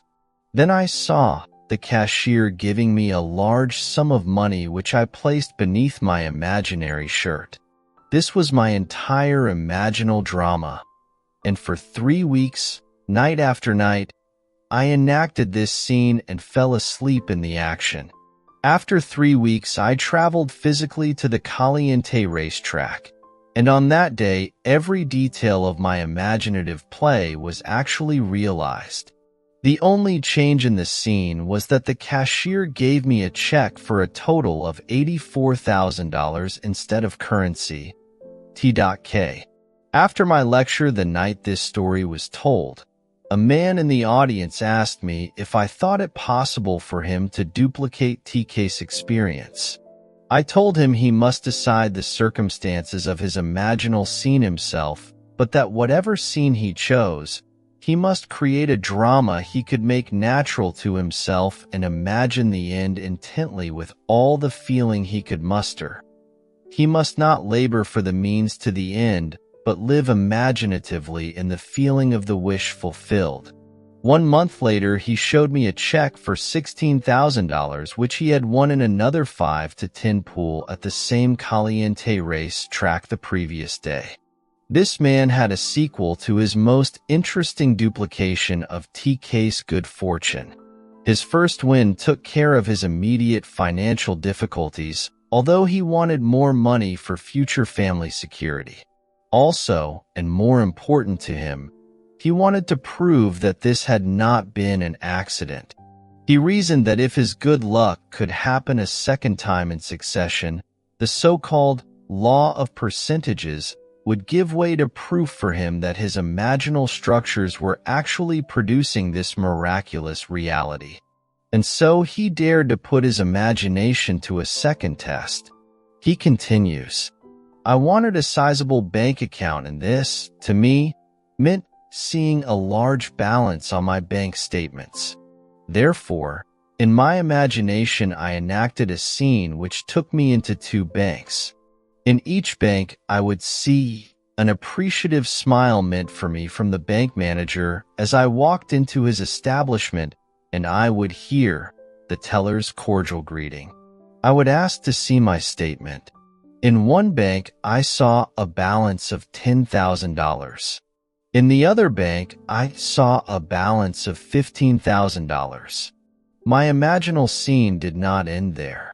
Immediately after seeing my bank balances, I would turn my attention to my horse racing system, which, through a progression of 10 steps, would bring my winnings to $11,533 with a starting capital of $200. I would divide the winnings into 12 piles on my desk. Counting the money in my imaginary hands, I would put $1,000 in each of 11 piles, and the remaining $533 in the last pile. My imaginative accounting would amount to $36,533, including my bank balances. I enacted this entire imaginative scene each morning, afternoon, and night for less than 1 month, and on March 2nd, I went to the Caliente track again. I made out my tickets, but strangely enough, and not knowing why I did so, I duplicated 6 more tickets exactly like the 6 already made out, but in the 10th selection I made a mistake and copied 2 tickets twice. As the winners came in, I held 2 of them, each paying $16,423.50. I also had 6 consolation tickets, each paying $656.80. The combined total amounted to $36,788. My imaginary accounting 1 month before had totaled $36,533. 2 points of interest, most profound to me, were that by seeming accident I had marked 2 winning tickets identically, and also that at the end of the 9th race, which was one of the major winners, the trainer attempted to scratch the horse, but the stewards denied the trainer's request. A.J.F. How subtle were the threads that led to his goal. Results must testify to our imagining, or we really are not imagining the end at all. AJF faithfully imagined the end, and all things conspired to aid his harvesting. His mistake in copying a winning ticket twice, and the steward's refusal to allow the trainer's request were events created by the imaginal drama to move the plan of things forward to its goal. Chance, wrote Belfort Bax, may be defined as that element in the reality change, that is, in the flowing synthesis of events, which is irreducible to law or the causal category. To live wisely, we must be aware of our imaginal activities, or, at any rate, of the end which they are tending. We must see to it that it is the end we desire. Wise imagining identifies itself only with such activities that are of value or promise well. However much man seems to be dealing with a material world, he is actually living in a world of imagination. When he discovers that it is not the physical world of facts but imaginal activities which shape his life, then the physical world will no longer be the reality, and the world of imagination no longer the dream. Does the road wind uphill all the way? Yes, to the very end. Will the day's journey take the whole long day? From morn to night, my friend. Christina Georgina Rossetti, Uphill. Chapter 6, Visionary Fancy. The nature of visionary fancy or imagination is very little known, and the external nature and permanence of its ever-existent images is considered as less permanent than the things of vegetative and generative nature. Yet the oak dies as well as the lettuce, but its eternal image and individuality never dies, but renews by its seed. Just so the imaginative image returns by the seed of contemplative thought. Blake. The images of our imagination are the realities of which any physical manifestation is only the shadow. If we are faithful to vision, the image will create for itself the only physical manifestation of itself it has a right to make. We speak of the reality of a thing when we mean its material substance. That is exactly what an imaginist means by its unreality or shadow.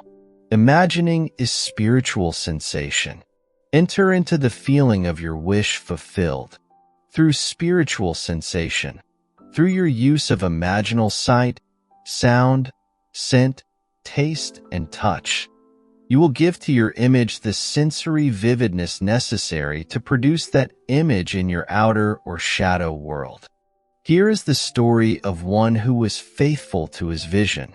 FB, being a true imaginist, remembered what he had heard in his imagination.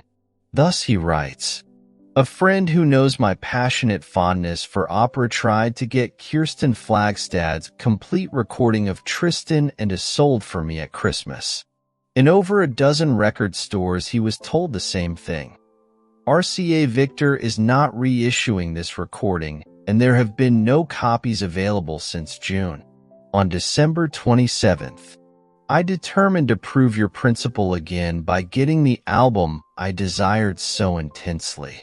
Lying down in my living room, I mentally walked into a record shop I patronize and asked the one salesman whose face and voice I could recall, 'Do you have Flagstad's complete Isolde?' He replied, 'Yes, I have.' That ended the scene, and I repeated it until it was real to me. Late that afternoon, I went to that record shop to physically enact the scene. Not one detail supplied by the senses had encouraged me to believe I could walk out of that shop with those records. I had been told last September by the same salesman in the same shop the same story my friend had received there before Christmas. Approaching the salesman I had seen in imagination that morning, I said, 'Do you have Flagstad's complete Isolde?' He replied, 'No, we haven't.' Without saying anything audible to him, I said inwardly, 'That's not what I heard you say.' As I turned to leave the shop, I noticed on a top shelf what I thought to be an advertisement of this set of records and remarked to the salesman, 'If you don't have the merchandise, you shouldn't advertise it.' 'That's right,' he replied, and as he reached up to take it down, discovered it to be a complete album with all 5 records. The scene wasn't played exactly as I had constructed it, but the result confirmed what my imagined scene implied. How can I thank you? F.B. After reading FB's letter, we must agree with Anthony Eden that an assumption, though false, if persisted in, will harden into fact. FB's fancy, fusing with the sense field of the record shop, enriched aspects of it and made them his, what he perceived. Our future is our imagining in its creative march. FB used his imagination for a conscious purpose representing life as he desired it to be and thereby affecting life instead of merely reflecting it. So sure was he that his imaginal drama was the reality, and the physical act but a shadow, that when the salesman said, 'No, we haven't,' FB mentally said, 'That's not what I heard you say.' He not only remembered what he had heard, but he was still remembering it. Imagining the wish fulfilled is the seeking that finds, the asking that receives, the knocking to which is opened. He saw and heard what he desired to see and hear, and would not take 'No, we haven't' for an answer. The imaginist dreams while awake. He is not the servant of his vision, but the master of the direction of his attention. Imaginative constancy controls perception of events in space-time. Unfortunately, most men are ever-changing, like a joyless eye that finds no object worth its constancy. Percy Bysshe Shelley, To the Moon. Mrs. Gr. 2 had imaginatively heard what she wanted to physically hear and knew the outer world must confirm it. This is her story. Some time ago, we advertised our home for sale, which was necessary for us to buy a larger property on which we had placed a deposit.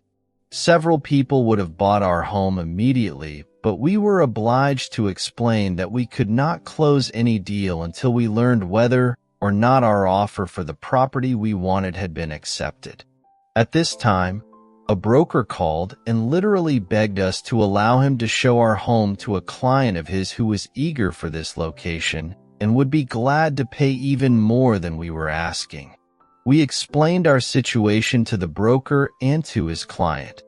They both stated they did not mind waiting for our deal to be consummated.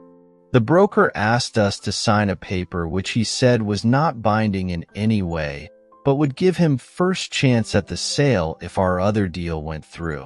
We signed the paper and later learned that in California real estate law nothing could have been more binding. A few days later our deal for the new property fell through, so we notified this broker and his verbal response was, "Well, just forget it." 2 weeks later he filed suit against us for $1,500 commission. Trial date was set, and we asked for a jury trial.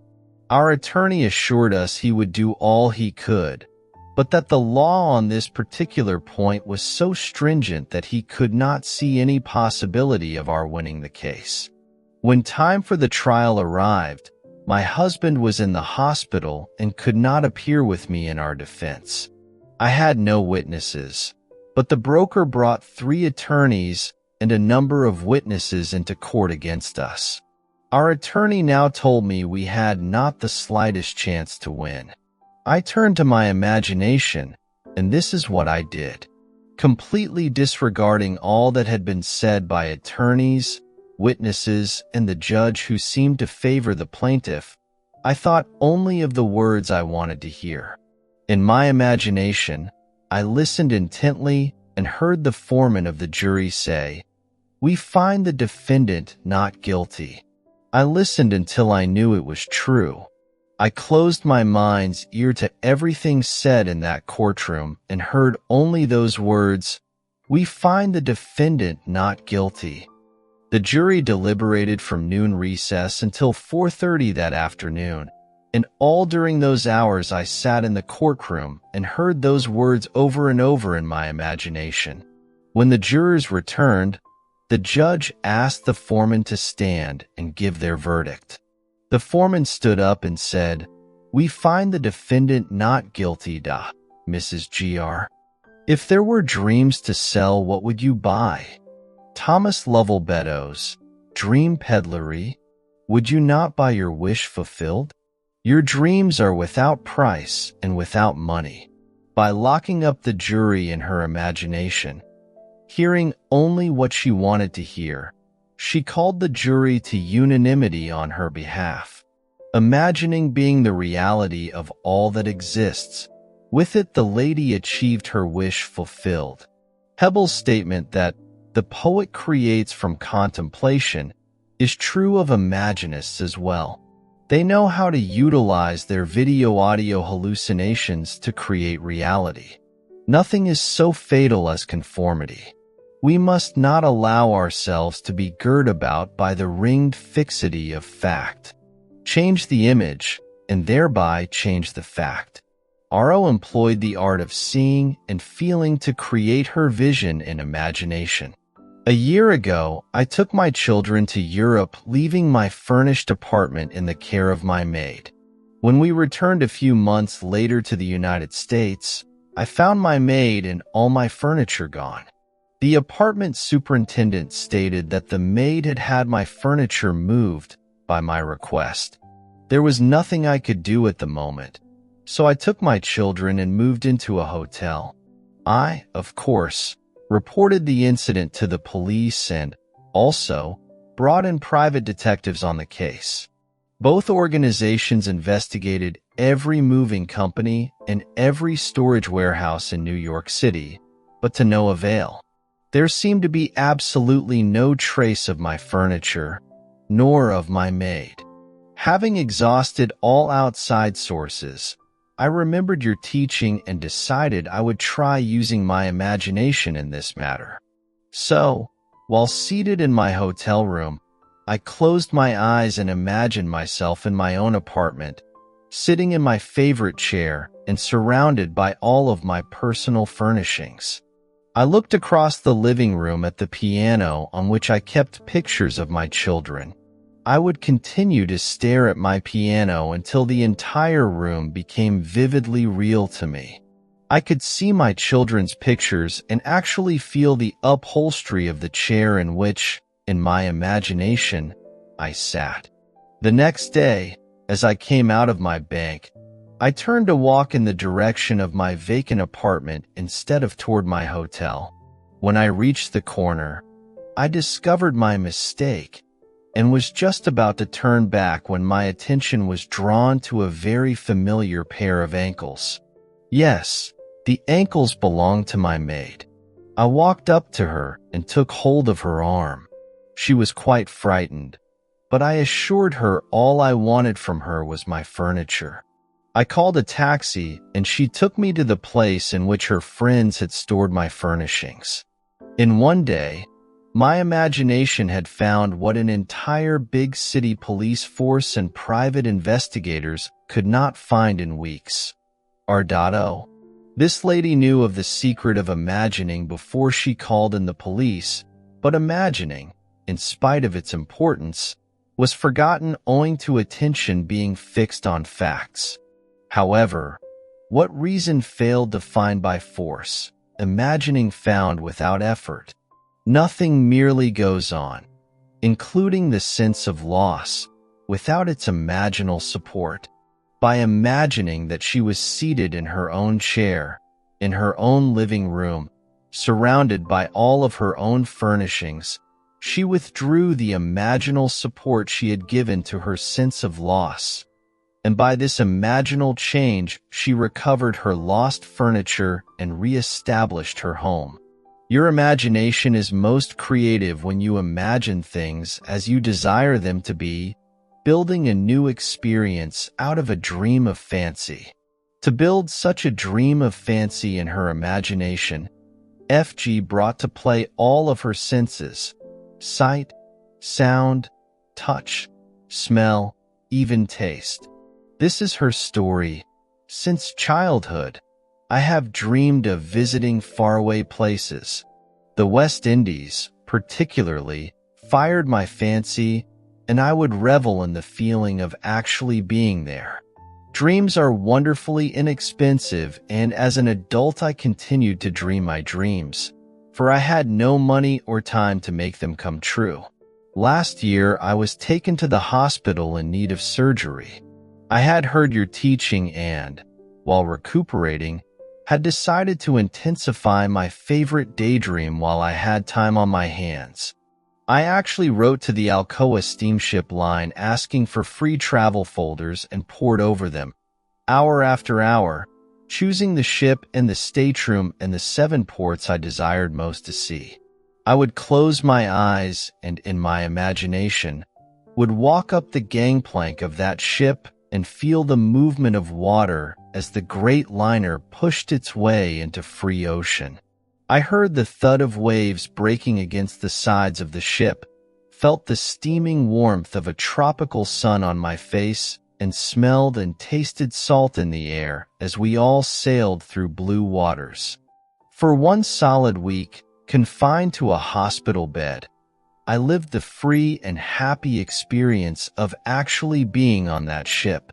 Then, the day before my release from the hospital, I tucked the colored folders away and forgot them. 2 months later, I received a telegram from an advertising agency telling me I had won a contest. I remembered having deposited a contest coupon some months before in a neighborhood supermarket, but had completely forgotten the act. I had won first prize and, wonder of wonders, it entitled me to a Caribbean cruise sponsored by the Alcoa steamship line. But the wonder didn't stop there. The very stateroom I had imaginatively lived in and moved about in while confined to a hospital bed had been assigned to me. And to make an unbelievable story even more unbelievable, I sailed on the one ship I had chosen, which stopped in not 1, but all of the 7 ports I had desired to visit. F.G. To travel is the privilege, not of the rich but of the imaginative. Stephen Berrien Stanton, The Essential Life, 1908. Chapter 7, Moods. This is an age in which the mood decides the fortunes of people rather than the fortunes decide the mood. Sir Winston Churchill. Men regard their moods far too much as effects and not sufficiently as causes.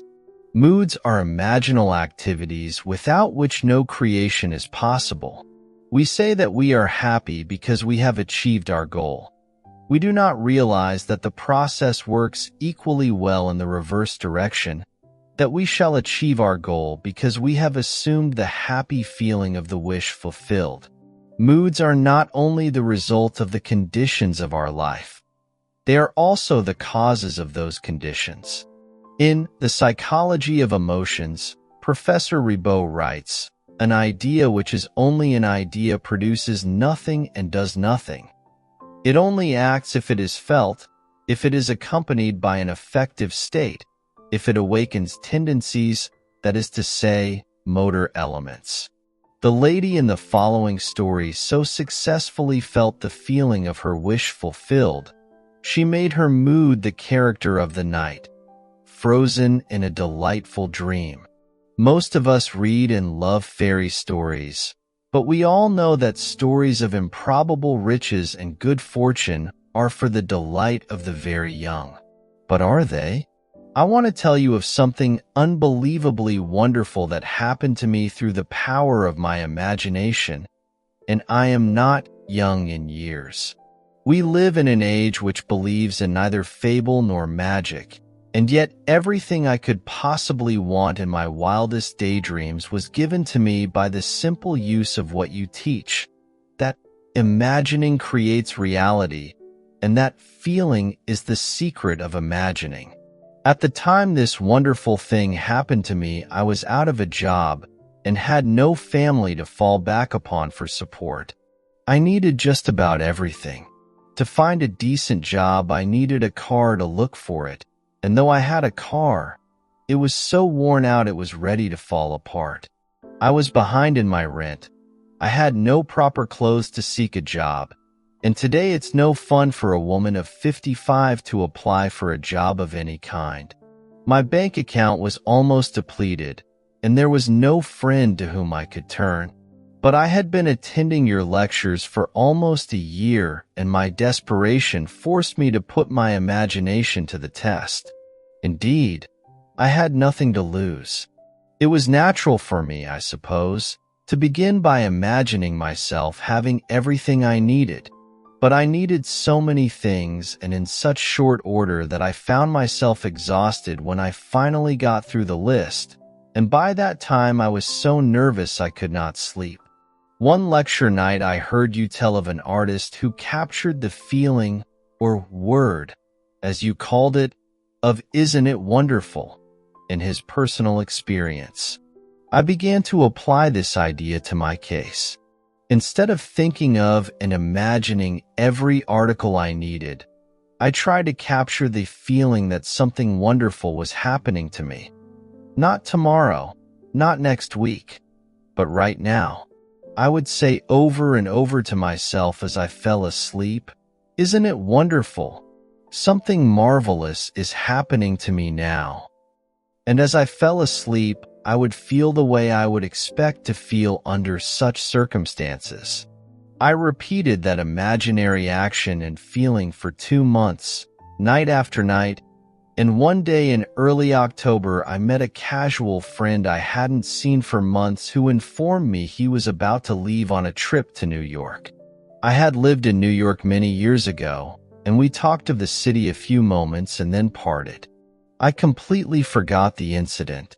1 month later, to the day, this man called at my apartment and simply handed me a certified check in my name for $2,500. After I got over the initial shock of seeing my name on a check for so much money, the story that unfolded seemed to me like a dream. It concerned a friend I had not seen nor heard from in more than 25 years. This friend of my past, I now learned, had become extremely wealthy in those 25 years.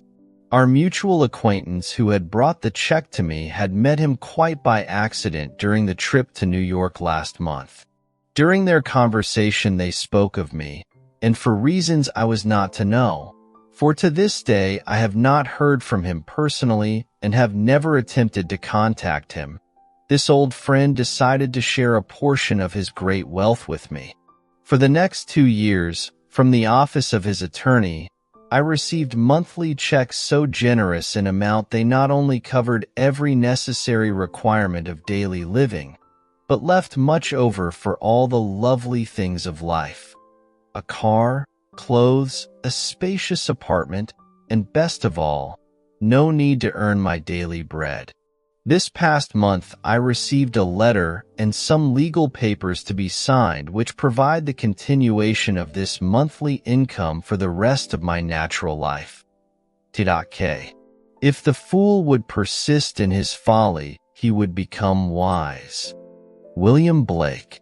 Sir Winston calls on us to act on the assumption that we already possess that which we sought, to assume a virtue. If we have it not, William Shakespeare's Hamlet. Is this not the secret of miracles? Thus the man with palsy was told to rise, to take up his bed and walk, to mentally act as if he were healed. Matthew 9 verses 1 to 8. Mark 2 verses 1 to 13. Luke 5 verses 18 to 25. John 5 verses 1 to 17. And when the actions of his imagination corresponded with the actions which he would physically perform were he healed, he was healed. This is a story about which some may say, it would have happened anyway, but those who read it carefully will find room to wonder.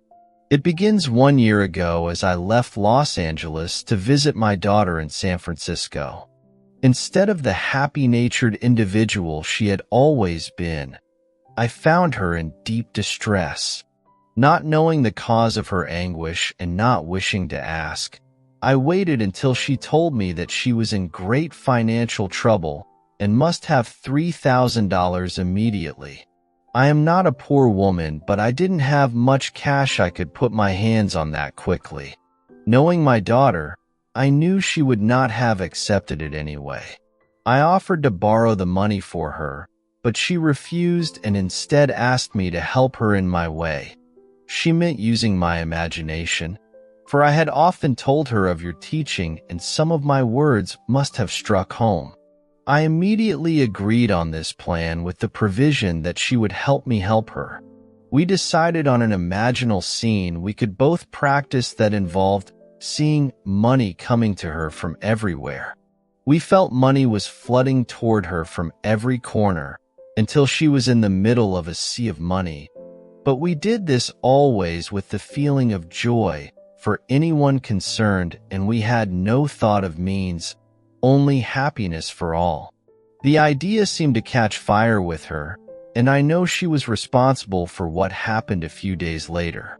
She was certainly transformed back to the happy, confident mood that was natural to her, though there was no evidence of any real money coming in at the time. I left to return home in the East. When I arrived home, I called my mother, a lovely young lady of 91, who immediately asked me to come and see her. I wanted a day's rest, but she couldn't wait. It had to be now. Of course I went, and after greeting me, she handed me a check for $3,000 made out to my daughter.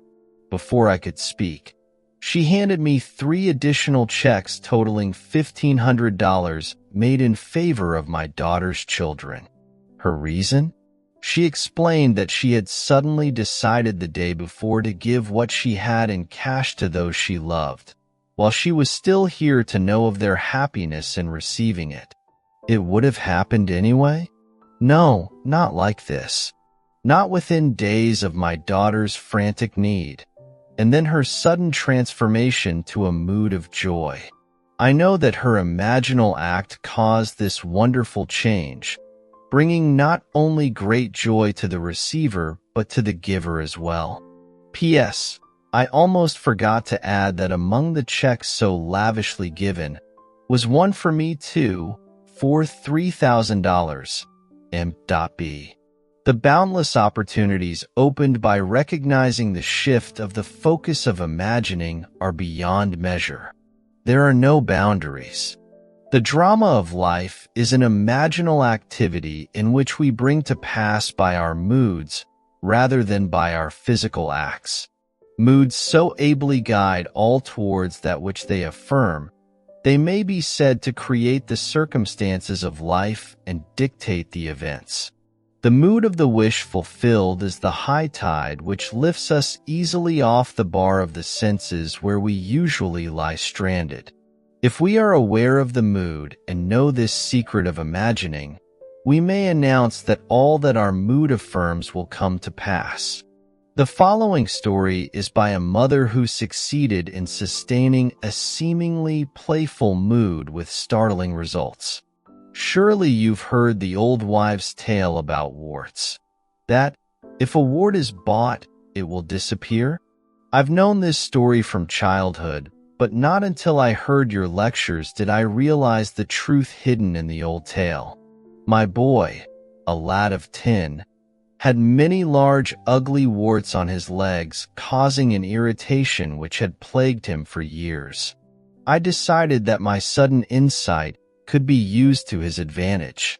A boy has a lot of faith in his mother as a rule, so I asked him if he would like to be rid of his warts. He quickly said yes, but he did not want to go to a doctor. I asked him to play a little game with me, that I would pay him a sum of money for each wart. This suited him fine. He said he didn't see how he could lose. We arrived at a fair price, he thought, and then I said, "Now, I'm paying you good money for those warts. They no longer belong to you. You never keep property belonging to someone else, so you can no longer keep those warts. They will disappear. It may take a day, 2 days, or a month, but remember that I've bought them and they belong to me." My son was delighted with our game, and the results sound like something read in old musty books on magic. But, believe me, within 10 days the warts began to fade, and, at the end of 1 month, every wart on his body had completely disappeared. There is a sequel to this story, for I've bought warts from many people. They, too, thought it great fun and accepted my 5, 7, or 10 cents a wart. In each case the wart disappeared. But really, only one person believes me when I tell him his imagination alone took away the warts. That one person is my young son, J.R. Man imagining himself into a mood takes on himself the results of the mood. If he does not imagine himself into the mood, he is ever free of the result. The great Irish mystic A. George William Russell wrote in The Candle of Vision, "I became aware of a swift echo or response to my own moods and circumstance which had seemed hitherto immutable in its indifference. I could prophesy from the uprising of new moods in myself that I, without search, would soon meet people of a certain character, and so I met them. Even inanimate things were under the sway of these affinities. But man need not wait for the uprising of new moods in himself. He can create happy moods at will." Chapter 8, Through the Looking Glass. A man that looks on glass, on it may stay his eye, or if he pleaseth, through it pass, and then the heaven be. George Herbert, The Elixir. Objects, to be perceived, must first penetrate in some manner our brain. But we are not, because of this, interlocked with our environment. Although normal consciousness is focused on the senses and is usually restricted to them, it is possible for man to pass through his sense fixation into any imaginal structure which he conceives and so fully occupies it that it is more alive and more responsive than that on which his senses stay his eye. If this were not true, man would be an automaton reflecting life, never affecting it. Man, who is all imagination, is not tenant to the brain, but landlord. He need not rest content with the appearance of things. He can go beyond perceptual to conceptual awareness. This ability, to pass through the mechanical reflective structure of the senses, is the most important discovery man can make. It reveals man as a center of imagining with powers of intervention which enable him to alter the course of observed events, moving from success to success through a series of mental transformations in himself. Attention, the spearhead of imagining, may be either attracted from without as his senses stay his eye, or directed from within, if he pleases, and through the senses pass into the wish fulfilled.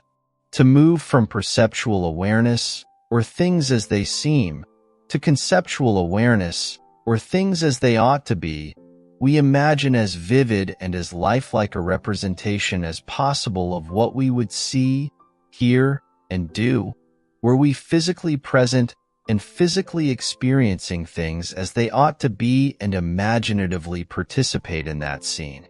The following story tells of one who went through the glass and broke the chains that bound her. 2 years ago, I was taken to the hospital with a serious blood clot condition which apparently had affected the entire vascular system, causing hardening of arteries and arthritis. A nerve in my head was damaged and my thyroid enlarged. Doctors could not agree on the cause of this condition, and all their treatments were completely ineffective. I was forced to give up my every enjoyable activity and remain in bed most of the time.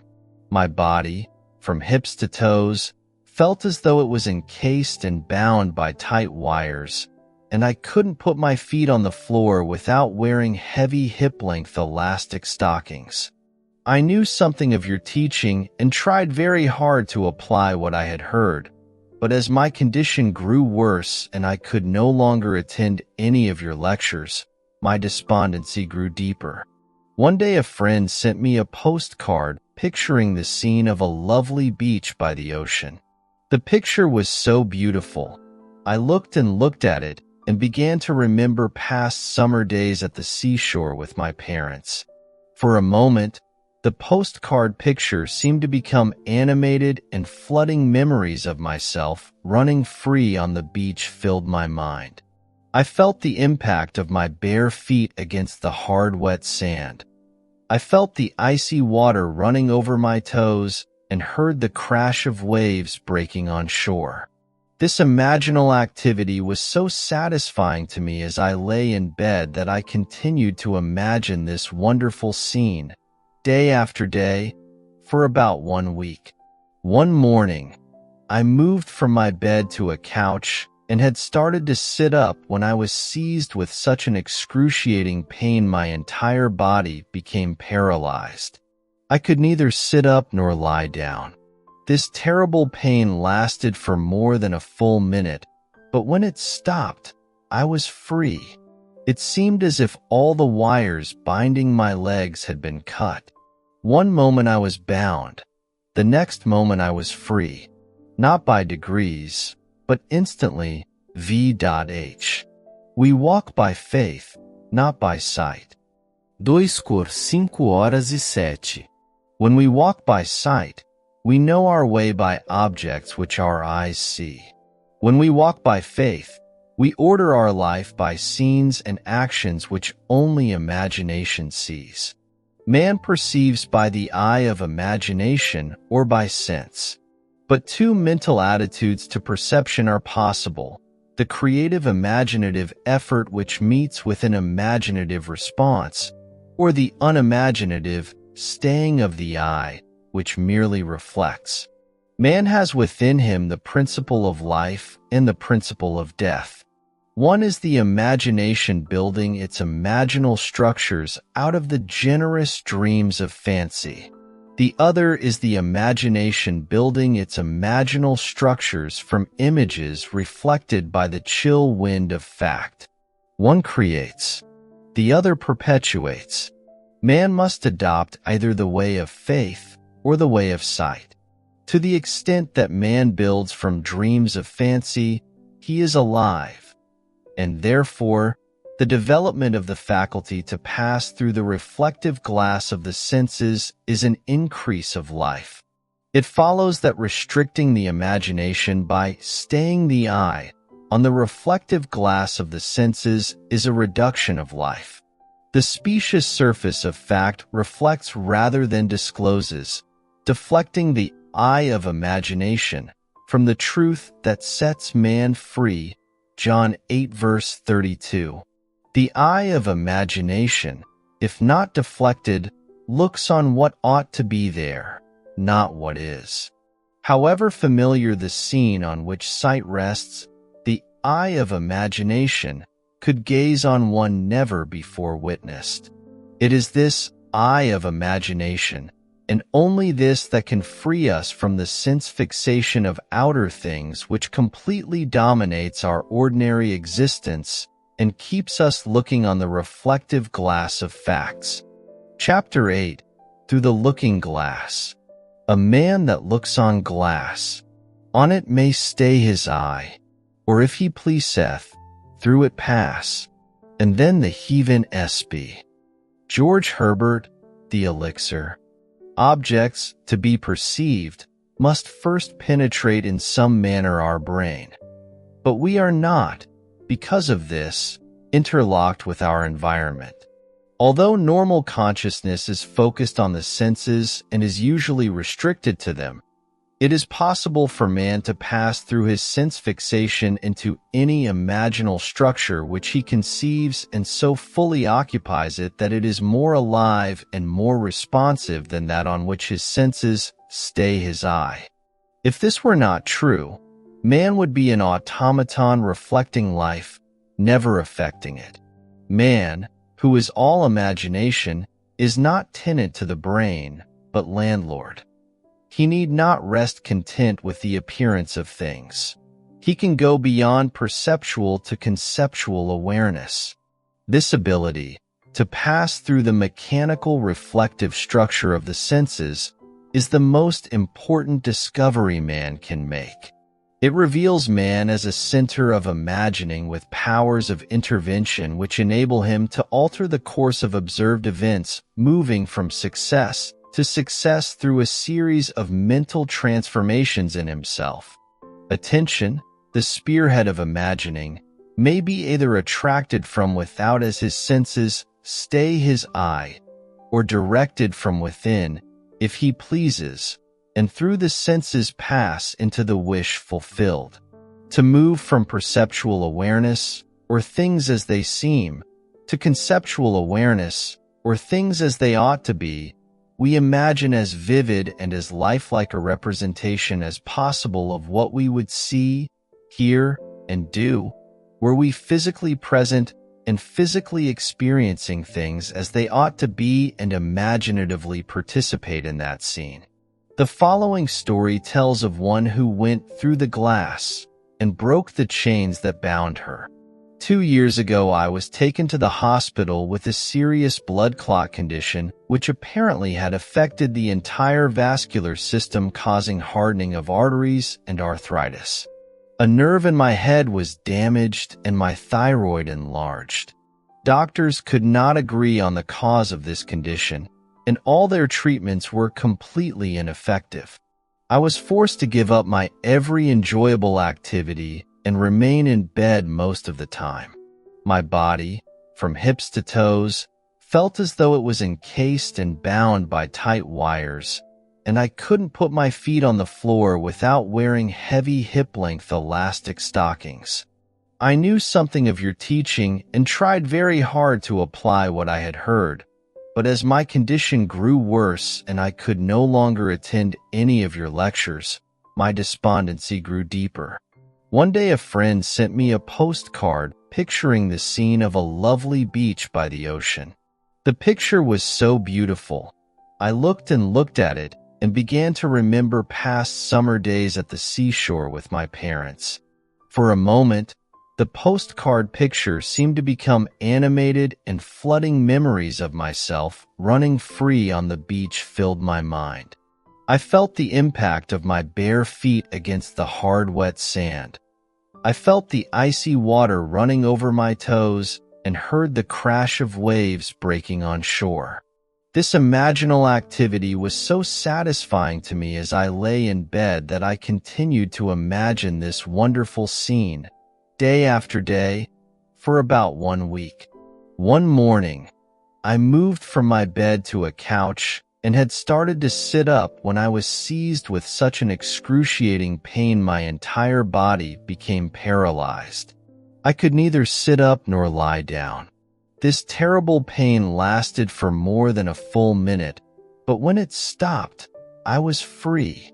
It seemed as if all the wires binding my legs had been cut.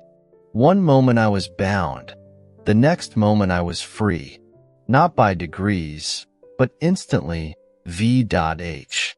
We walk by faith, not by sight. 2:05:07.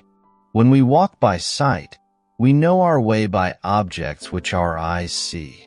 When we walk by faith, we order our life by scenes and actions which only imagination sees. Man perceives by the eye of imagination or by sense. But two mental attitudes to perception are possible: the creative imaginative effort which meets with an imaginative response, or the unimaginative staying of the eye, which merely reflects. Man has within him the principle of life and the principle of death. One is the imagination building its imaginal structures out of the generous dreams of fancy. The other is the imagination building its imaginal structures from images reflected by the chill wind of fact. One creates, the other perpetuates. Man must adopt either the way of faith or the way of sight. To the extent that man builds from dreams of fancy, he is alive, and therefore, the development of the faculty to pass through the reflective glass of the senses is an increase of life. It follows that restricting the imagination by staying the eye on the reflective glass of the senses is a reduction of life. The specious surface of fact reflects rather than discloses, deflecting the eye of imagination from the truth that sets man free. John 8 verse 32. The eye of imagination, if not deflected, looks on what ought to be there, not what is. However familiar the scene on which sight rests, the eye of imagination could gaze on one never before witnessed. It is this eye of imagination, and only this, that can free us from the sense fixation of outer things which completely dominates our ordinary existence and keeps us looking on the reflective glass of facts. It is possible to pass from thinking of to thinking from, but the crucial matter is thinking from, i.e., experiencing the state, for that experience means unification. Whereas in thinking of there is always subject and object, the thinking individual and the thing thought of. Self-abandonment. That is the secret. We have to abandon ourselves to the state in our love for the state, and in so doing live the life of the state and no more our present state. Imagination seizes upon the life of the state and gives itself to the expression of the life of that state. Faith plus love is self-commission. We can't commit ourselves to what we do not love. Never would you have made anything if you had not loved it. For you love all the things that are, and despise nothing which you have made. For never would you have made anything if you hated it. Book of Wisdom 11:24. And to make the state alive, one must become it. I live, yet not I, God lives in me. And the life I now live in the flesh, I live by the faith of God, who loved me and gave himself for me. I am crucified with Christ. Nevertheless I live. Yet not I, but Christ lives in me. And the life which I now live in the flesh I live by the faith of the Son of God, who loved me and gave himself for me. Galatians 2 verse 20. God loved man, his created, and became man in faith that this act of self-commission would transform the created into the creative. We must be imitators of God as dear children, Ephesians 5 verse 1, and commit ourselves to what we love, as God who loved us committed himself to us. We must be the state to experience the state. The center of conscious imagining can be shifted, and what are now mere wishes, imaginal activities keyed low, brought into penetrative focus and entered. Entrance commits us to the state. The possibilities of such shifting of the center of imagining are startling. The activities concerned are psychical throughout. The shifting of the center of imagining is not brought about by spatial travel but by a change in what we are aware of. The boundary of the world of sense is a subjective barrier. So long as the senses take notice, the eye of imagination is deflected from the truth. We do not get far unless we let go. This lady let go with immediate and miraculous results. Thank you for the golden key. It has released my brother from the hospital, from pain and probable death, for he was facing a fourth major operation with little hope of recovery. I was very concerned and attempting to use what I had learned about my imagination. I first asked myself what my brother truly desired. Does he want to continue in this body, or does he desire to be free of it? The question revolved itself over and over in my mind, and suddenly I felt that he would like to continue remodeling his kitchen, which he had been contemplating before his confinement in the hospital. I knew my question had been answered, so I began to imagine from that point. Attempting to see my brother in the busy activity of remodeling, I suddenly found myself gripping the back of a kitchen chair I had used many times when something happened. Then suddenly I found myself standing beside my brother's bed in the hospital. This was the last place I would have wanted to be, physically or mentally. But there I was, and my brother's hand reached up and clasped my hand tightly as I heard him say, "I knew you would come, Joe." It was a well hand I clasped, strong and sure, and the joy that filled and spilled over in my voice as I heard myself say, "It's all better now. You know it." My brother didn't answer, but I distinctly heard a voice say to me, "Remember this moment." I seemed to awake then, back in my own home. This took place the night after he had entered the hospital. The following day his wife telephoned me saying, "It is unbelievable. The doctor can't account for it, Joe, but no operation is necessary. He's so improved that they have agreed to release him tomorrow." The following Monday, my brother went back to his work and has been perfectly well since that day. J.S. Not facts, but dreams of fancy shape our lives. She needed no compass to find her brother, nor tools to operate, only the eye of imagination. In the world of sense, we see what we have to see. In the world of imagination, we see what we want to see. And seeing it, we create it for the world of sense to see. We see the outer world automatically. Seeing what we want to see demands voluntary and conscious imaginative effort. Our future is our own imaginal activity in its creative march. Common sense assures us that we are living in a solid and sensible world, but this so seemingly solid world is, in reality, imaginal through and through. The following story proves that it is possible for an individual to transfer the center of imagining to some greater or lesser degree to a distant area, and not only do so without moving physically, but to be visible to others who are present at that point in space-time. And if this be a dream, then is all that we see or seem but a dream within a dream? Edgar Allan Poe. Seated in my living room in San Francisco, I imagined I was in my daughter's living room in London, England. I surrounded myself so completely with that room which I knew intimately that I suddenly found myself actually standing in it. My daughter was standing by her fireplace, her face turned away from me. A moment later she turned and our eyes met. I saw such a startled, frightened expression on her face that I, too, became emotionally upset and immediately found myself back in my own living room in San Francisco. 5 days later, I received an airmail letter from my daughter which had been written on the day of my experiment with imaginal travel. In her letter, she told me she had seen me in her living room that day, just as real as though I were actually standing there in the flesh.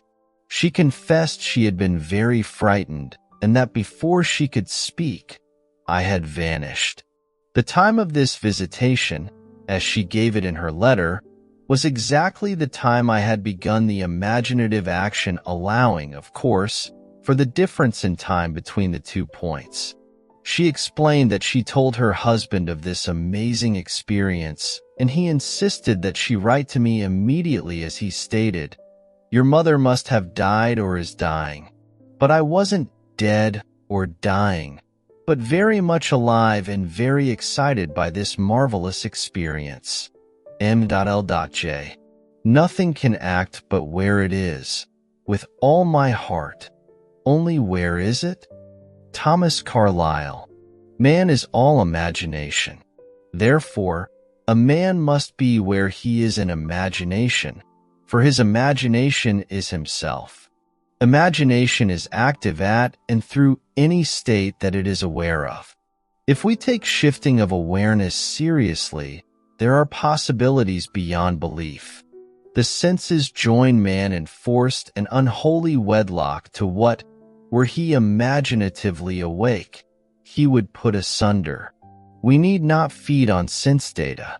Shift the focus of awareness and see what happens. However little we move mentally, we should perceive the world under a slightly changed aspect.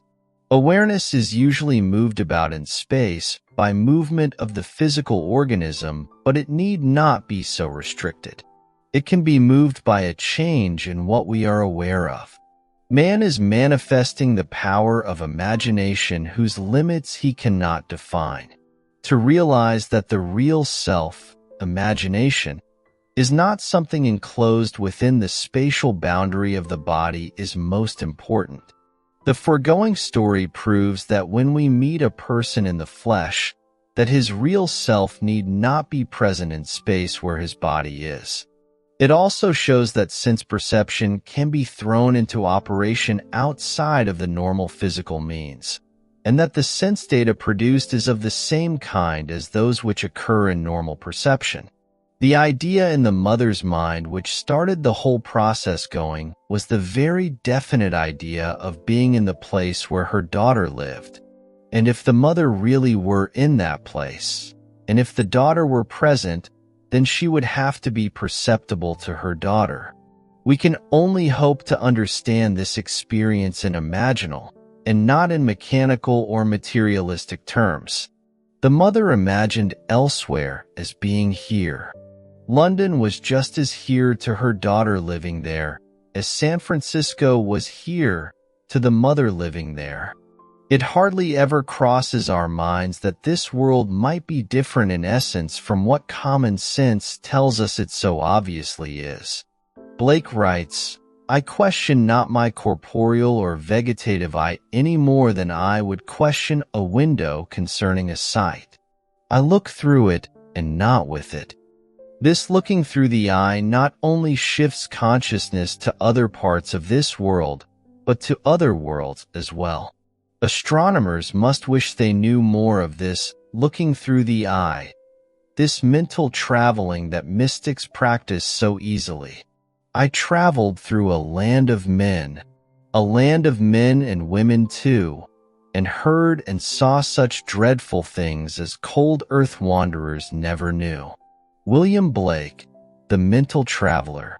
Mental traveling has been practiced by awakened men and women since the earliest days. Paul states, I know a man in Christ who 14 years ago was caught up to the third heaven. Whether in the body or out of the body I do not know. God knows. 2:12. Paul is telling us that he is that man and that he traveled by the power of imagination or Christ. In his next letter to the Corinthians, he writes, "Test yourselves. Do you not realize that Jesus Christ is in you?" 2 Coríntios 13:05. We need not be dead in order to enjoy spiritual privileges. Man is all imagination and God is man. William Blake, from Annotations to Berkeley, test yourselves as this mother did. Sir Arthur Eddington said that all we have a right to say of the external world is that it is a shared experience. Things are more or less real, according to the extent to which they are capable of being shared with others or with ourselves at another time. But there is no hard and fast line. Accepting Eddington's definition of reality as shared experience, the above story is as real as the earth or a color for it was shared by both mother and daughter. The range of imagining is such that I must confess that I do not know what limits, if any, there are to its ability to create reality. All these stories show us one thing, that an imaginal activity implying the wish fulfilled must start in the imagination apart from the evidence of the senses in that journey that leads to the realization of desire. Chapter 9. Enter into. If the spectator would enter into these images in his imagination, approaching them on the fiery chariot of his contemplative thought, if he could, make a friend and companion of one of these images of wonder, which always entreats him to leave mortal things, as he must know, then would he arise from his grave, then would he meet the Lord in the air, and then he would be happy. Blake. Imagination, it seems, will do nothing that we wish until we enter into the image of the wish fulfilled. Does not this entering into the image of the wish fulfilled resemble Blake's void outside of existence, which if entered into englobes itself and becomes a womb? Is this not the true interpretation of the mythical story of Adam and Eve, man and his emanation? Are not man's dreams of fancy his emanation, his Eve in whom he plants himself in all her nerves, just as a husbandman his mold, and she becomes his dwelling place and garden fruitful 70-fold? William Blake, The Mental Traveler. The secret of creation is the secret of imagining, first desiring and then assuming the feeling of the wish fulfilled until the dream of fancy, the void outside existence, is entered and englobes itself and becomes a womb, a dwelling place and garden fruitful 70-fold. Note well that Blake urges us to enter into these images. This entering into the image makes it englobe itself and become a womb. Man, by entering a state, impregnates it and causes it to create what the union implies. Blake tells us that these images are shadowy to those who dwell not in them, mere possibilities. But to those who enter into them, they seem the only substances. On my way to the West Coast, I stopped in Chicago to spend the day with friends. My host was recovering from a severe illness, and his doctor advised him to move to a one-story house.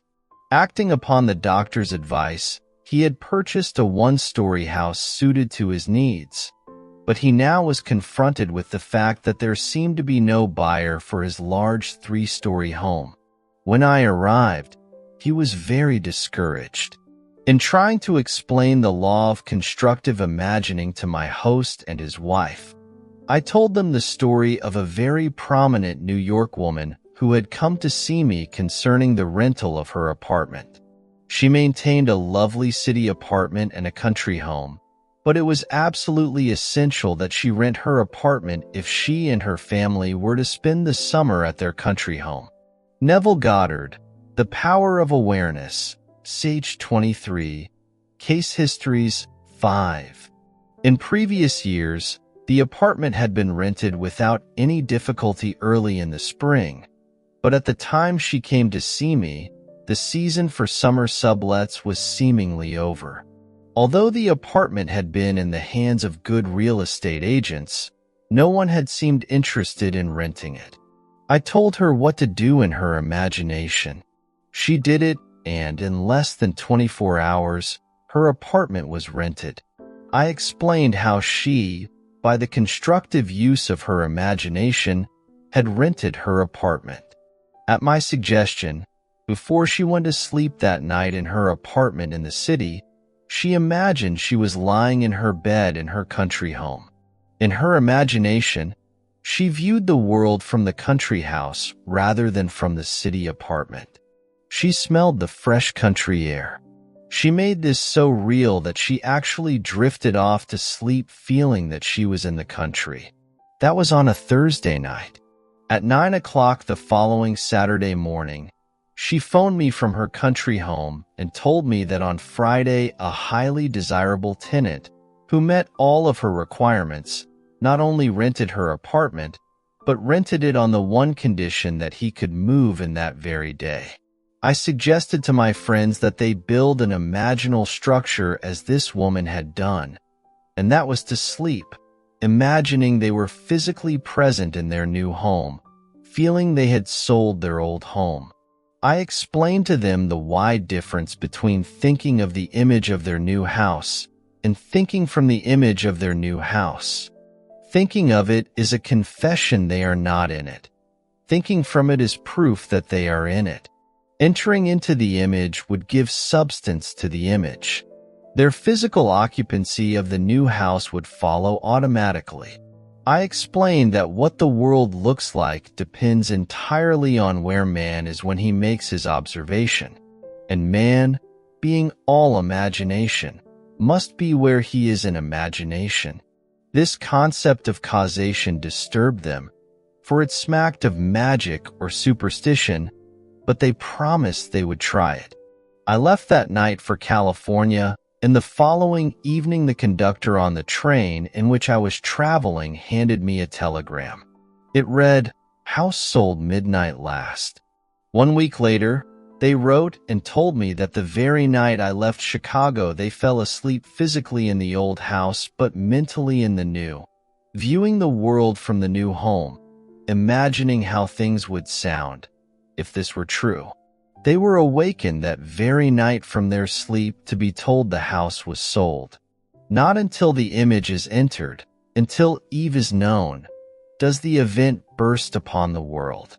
The wish fulfilled must be conceived in the imagination of man before the event can evolve out of what Blake calls the void. This next story proves that by shifting the focus of her imagining, Mrs. MF entered physically into where she had persisted in being imaginatively. Soon after our marriage, my husband and I decided that our greatest joint desire was a year in Europe.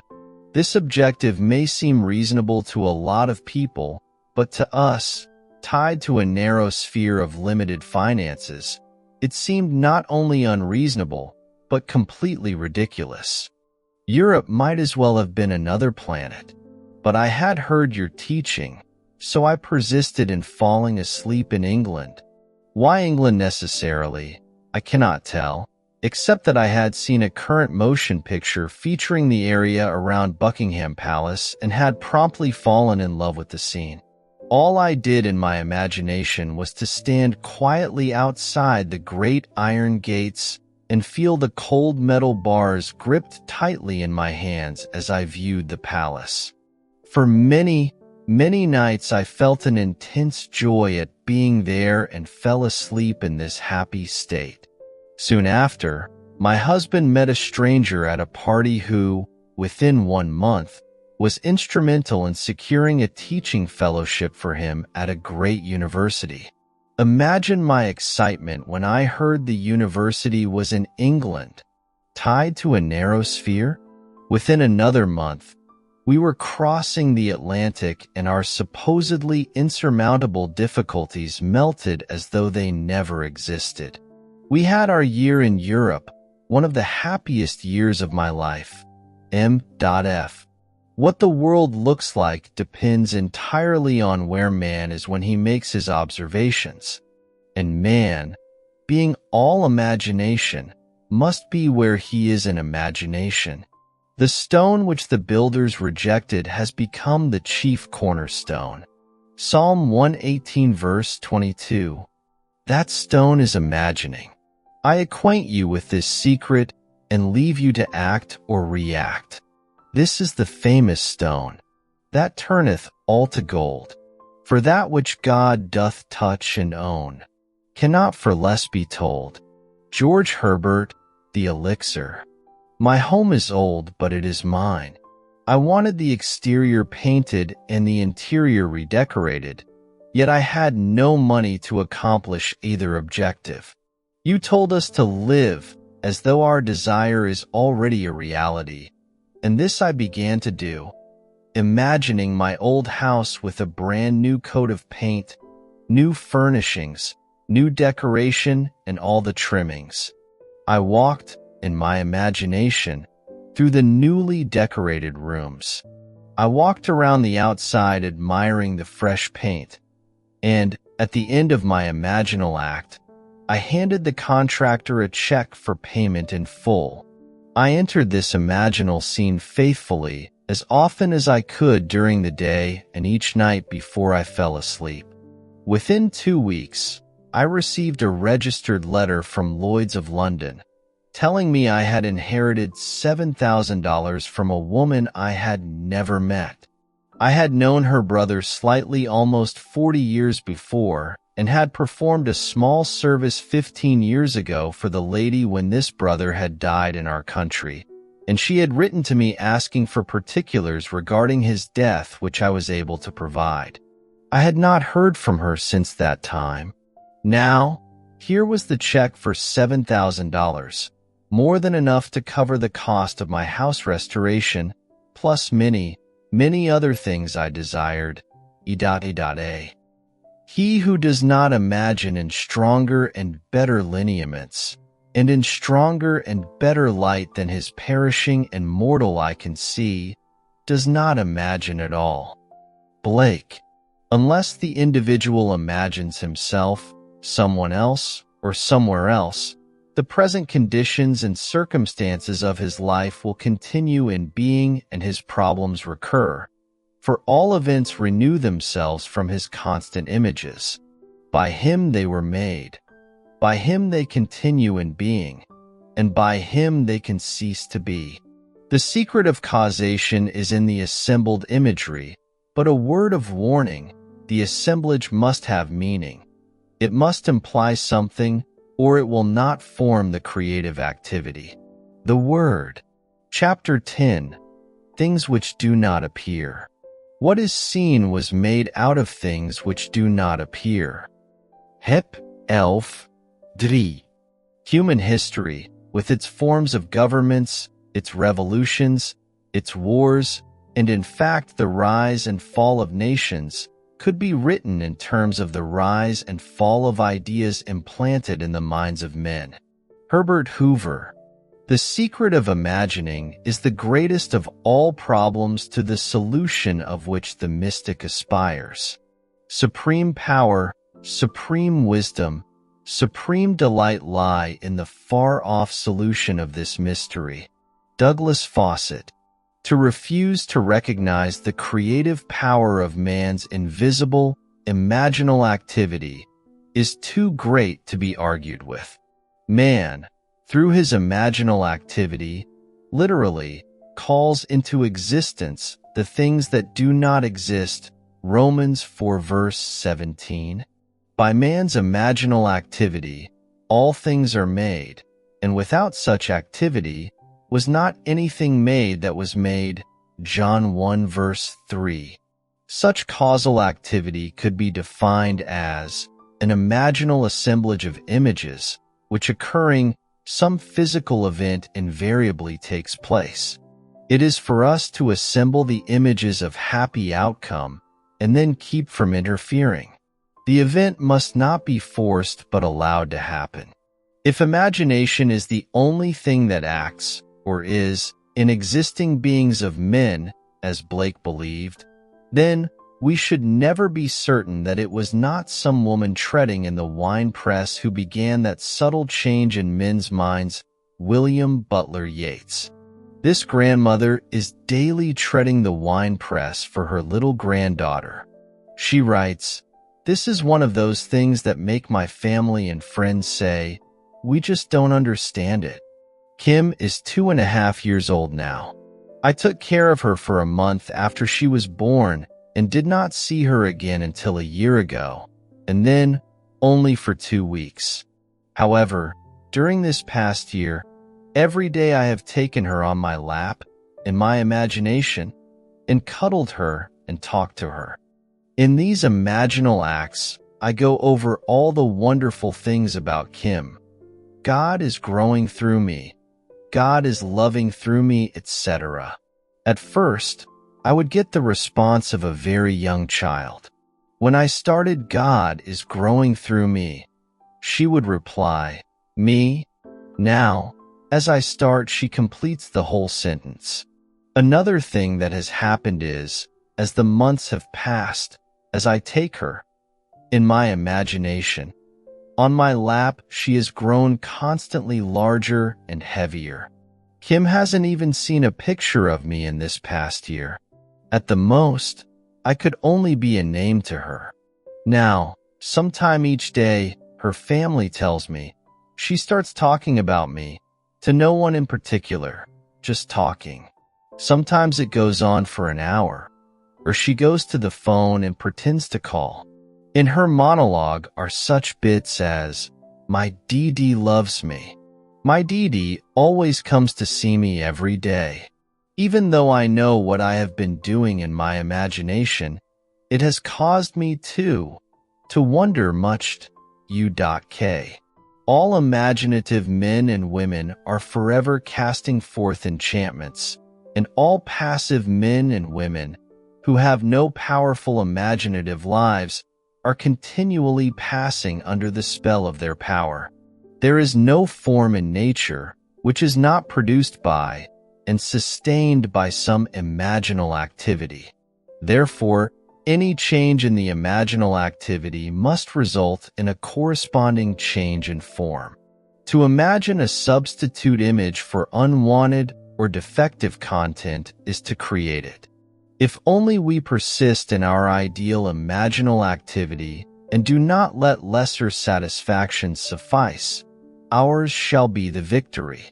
When I read in Seed Time and Harvest the story of the school teacher who, through her imagination and daily revision, transformed a delinquent pupil into a lovely girl, I decided to do something about a young boy in my husband's school. To tell all the problems involved would take pages, for my husband has never had such a difficult child nor such a trying parent situation. The lad was too young to be expelled, yet the teachers refused to have him in their classes. To make matters worse, the mother and grandmother literally camped on the school grounds making trouble for everyone. I wanted to help the boy, but I also wanted to help my husband. So, nightly, I constructed 2 scenes in my imagination. One, I saw a perfectly normal, happy child. 2, I heard my husband say, "I can't believe it, dear, but do you know, R is acting like a normal boy now, and it is heaven not having those 2 women around." After 2 months of persisting in my imaginal play, night after night, my husband came home and said, "It's like heaven around school." Not exactly the same words, but close enough for me. The grandmother had become involved in something that took her out of town, and the mother had to accompany her. At the same time, a new teacher had welcomed the challenge of R, and he was progressing wonderfully well into all I imagined for him. G.B. It is useless to hold standards that we do not apply. Unlike Portia, who said, "I can easier teach 20 what were good to be done than be one of the 20 to follow mine own teaching." William Shakespeare, The Merchant of Venice. GB followed her own teaching. It is fatally easy to make the acceptance of the imaginal faith a substitute for living by it. He has sent me to bind up the brokenhearted, to proclaim liberty to the captives, and the opening of the prison to those who are bound. Isaiah 61 verse 1. Chapter 11. The Potter. Arise and go down to the potter's house, and there I will let you hear my words. So I went down to the potter's house, and there he was working at his wheel. And the vessel he was making of clay was spoiled in the potter's hand, and he reworked it into another vessel, as it seemed good to the potter to do. Jeremiah 18 verses 2 to 4. The word translated potter means imagination. Out of material others would have thrown away as useless, an awakened imagination refashions it as it ought to be. O Lord, thou art our Father, we are the clay, and thou art our potter. We are all the work of thy hand. Isaiah 64:8. This conception of creation as a work of imagination, and the Lord our Father as our imagination, will take us further into the mystery of creation than any other guide. The only reason people do not believe in this identity of God and human imagination is that they are unwilling to assume the responsibility for their frightful misuse of imagination. Divine imagination has descended to the level of human imagination, that human imagination may ascend to divine imagination. The 8th Psalm says that man was made a little lower than God, not a little lower than the angels, as the King James Version mistakenly translates it. Angels are the emotional dispositions of man and are therefore his servant, and not his superior, as the author of Hebrews tells us. Heb 1:14. Imagination is the real man and is one with God. Imagination creates, conserves, and transforms. Imagination is radically creative when all imaginative activity based on memory disappears. Imagination is conservative when its imaginal activity is fed with images supplied mainly by memory. Imagination is transformative when it varies a theme already in being, when it mentally alters a fact of life, when it leaves the fact out of the remembered experience or puts something in its place if it upsets the harmony it desires.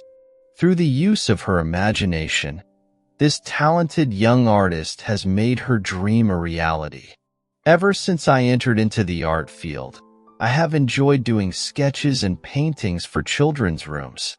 However, I have been discouraged by advisors and friends who were far more experienced in the field than I. They liked my work, admired my talent, but said I would not get recognition nor pay for this type of work. Somehow, I always felt I would. But how? Then, last fall I heard your lectures and read your books, and I decided to let my imagination create the reality I desired. This is what I did daily. I imagined I was in a gallery. There was a great deal of excitement about me. On the walls hung my art, only mine, a one-woman show.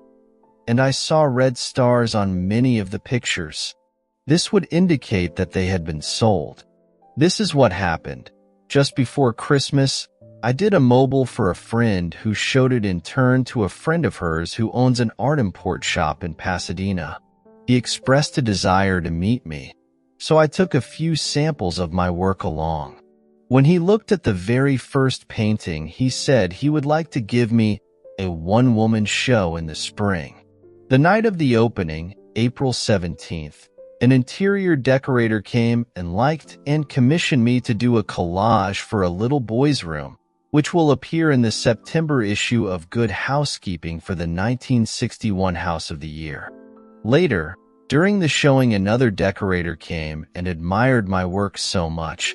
He asked if he might arrange for me to meet the right interior decorators and the right owners of galleries who would buy and display my work properly. Incidentally, the show was a financial success for the owner of the gallery, as well as for me. The interesting thing about this is that seemingly these three men came to me out of the blue. Certainly, I made no effort during the time of my imagining to contact anyone. But now, I am getting recognition and have a market for my work. And now, I know without a shadow of doubt that there is no when you seriously apply this principle that imagining creates reality. G.L. She tested the potter and proved his creativity and performance. Only the indolent mind would fail to rise to this challenge. Paul states, "The Spirit of God dwells in you." 1 Corinthians 3 verse 16. Romans 8:9, 8:11, James 4 verse 5. Now, examine yourselves to see whether you are holding to your faith. Test yourselves. Do you not realize that Jesus Christ is in you? Unless indeed you fail to meet the test, I hope you will find out that we have not failed. 2 Cor 13:5-6. If all things were made through him, and without him was not anything made that was made, John 1 verse 3, it should not be difficult for man to test himself to find out who this Creator in himself is. The test will prove to man that his imagination is the one who gives life to the dead and calls into existence the things that do not exist. Rom 4:17. The potter's presence in us is inferred from what he does there. We cannot see him there as one, not ourselves. The nature of the potter, Jesus Christ, is to create, and there is no creation without him. Every recorded story in this book is just such a test as Paul asked the Corinthians to make. God really and truly exists in man, in every human being. God wholly becomes us. He is not our virtue, but our real selves, our imagination. The following illustrations from the mineral world may help us to see how supreme imagining and human imagining could be one and the same power, and yet be vastly different in their creativity. Diamond is the world's hardest mineral. Graphite, used in lead pencils, is one of the softest. Yet both minerals are pure carbon. The vast difference in the properties of the two forms of carbon is believed to be caused by a different arrangement of the carbon atoms. But whether the difference is produced by a different arrangement of the carbon atoms or not, all agree that diamond and graphite are one substance, pure carbon. The purpose of life is the creative realization of desire. Man, lacking desire, could not exist efficiently in a world of continuous problems requiring continuing solutions. A desire is an awareness of something we lack or need to make life more enjoyable. Desires always have some personal gain in view.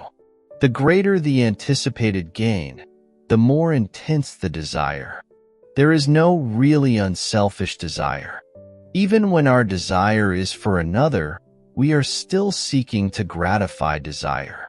To attain our desire, we should imagine scenes implying their fulfillment and enact the scene in our imagination, if only momentarily, with a joy sufficiently felt within its limits to make it natural. It is like a child dressing up and playing queen. We must imagine we are what we would like to be. We must play it in imagination first, not as a spectator, as an actor. This lady imaginatively played queen by being where she wanted to be in her imagination. She was the true actor in this theater.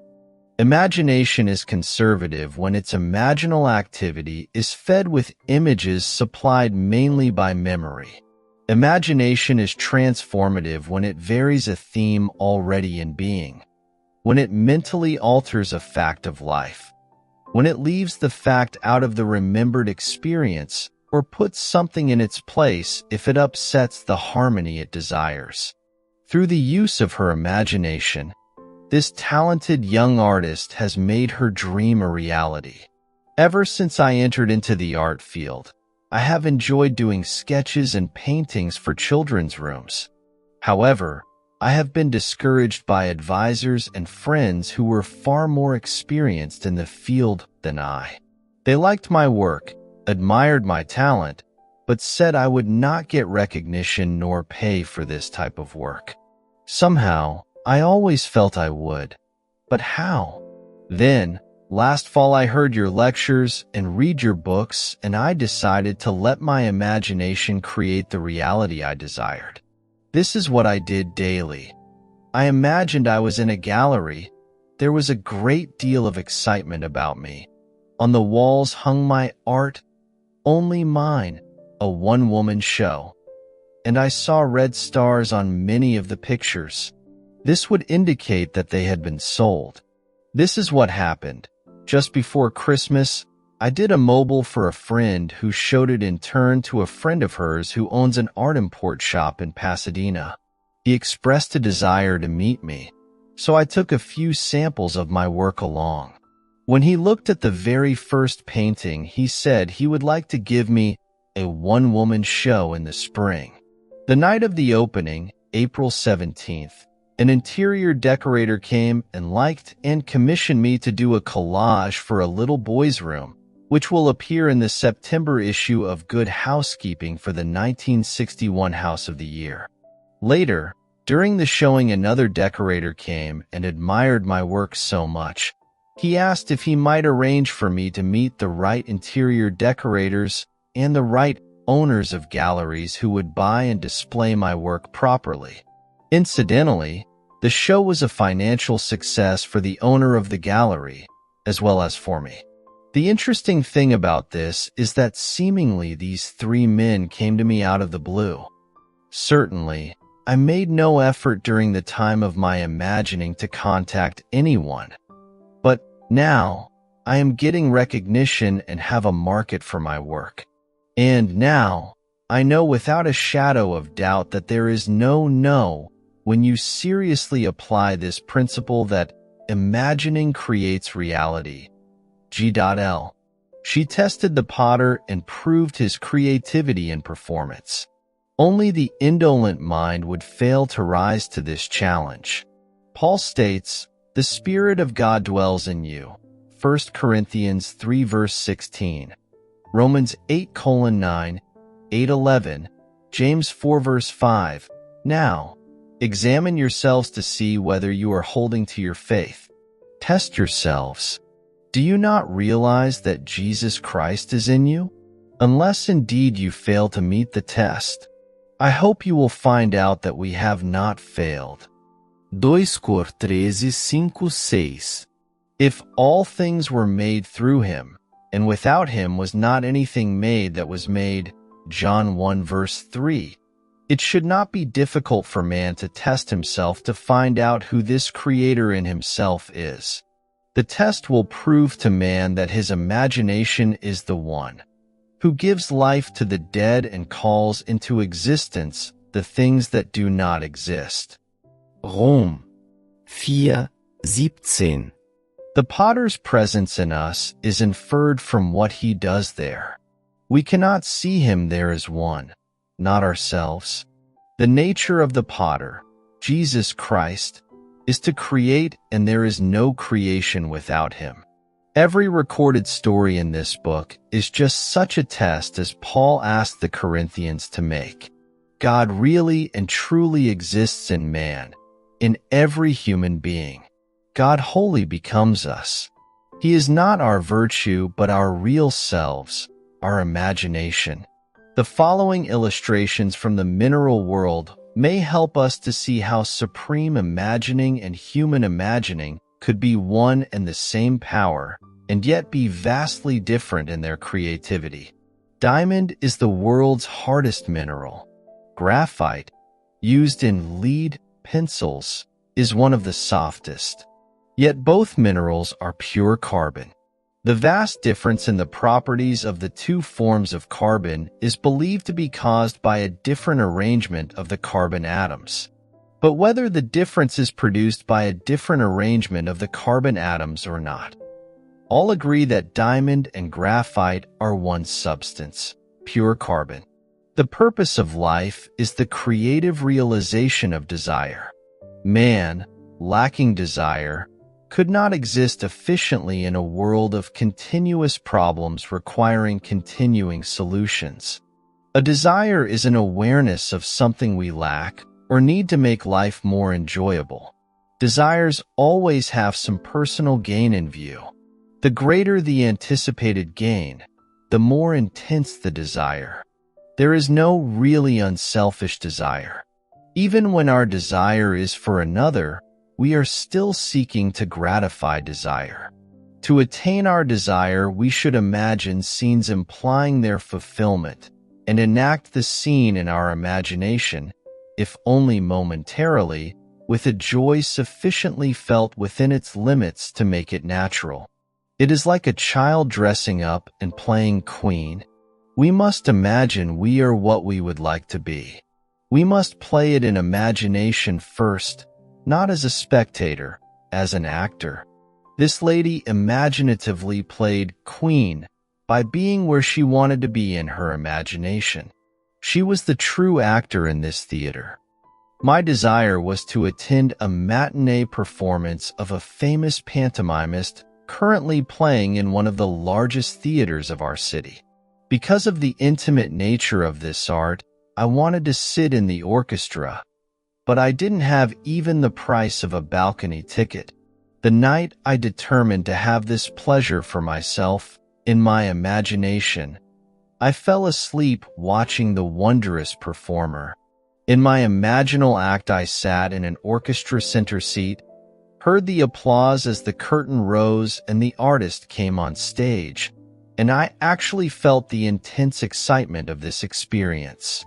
The next day, the day of the matinee performance, my financial condition had not changed. I had exactly $1.37 in my purse. I knew I must use the dollar to buy gas for my car, which would leave me with 37 cents, but I also knew I had faithfully slept in the feeling of being at that performance, so I dressed myself for the theater. While changing articles from one purse to another, I found a dollar bill and 45 cents in change hidden in the pocket of my seldom-used opera purse. I grinned to myself, realizing that gasoline money had been given to me. So would the balance of my theater ticket be given to me. Gaily I finished dressing and left for the theater. Standing before the ticket window, my confidence dwindled as I gazed at the prices and saw $3.75 for orchestra seats. With a feeling of dismay, I turned away quickly and walked across the street to a cafe for a cup of tea. I had spent 16 cents on my tea before I remembered seeing the price of balcony seats on the ticket window list.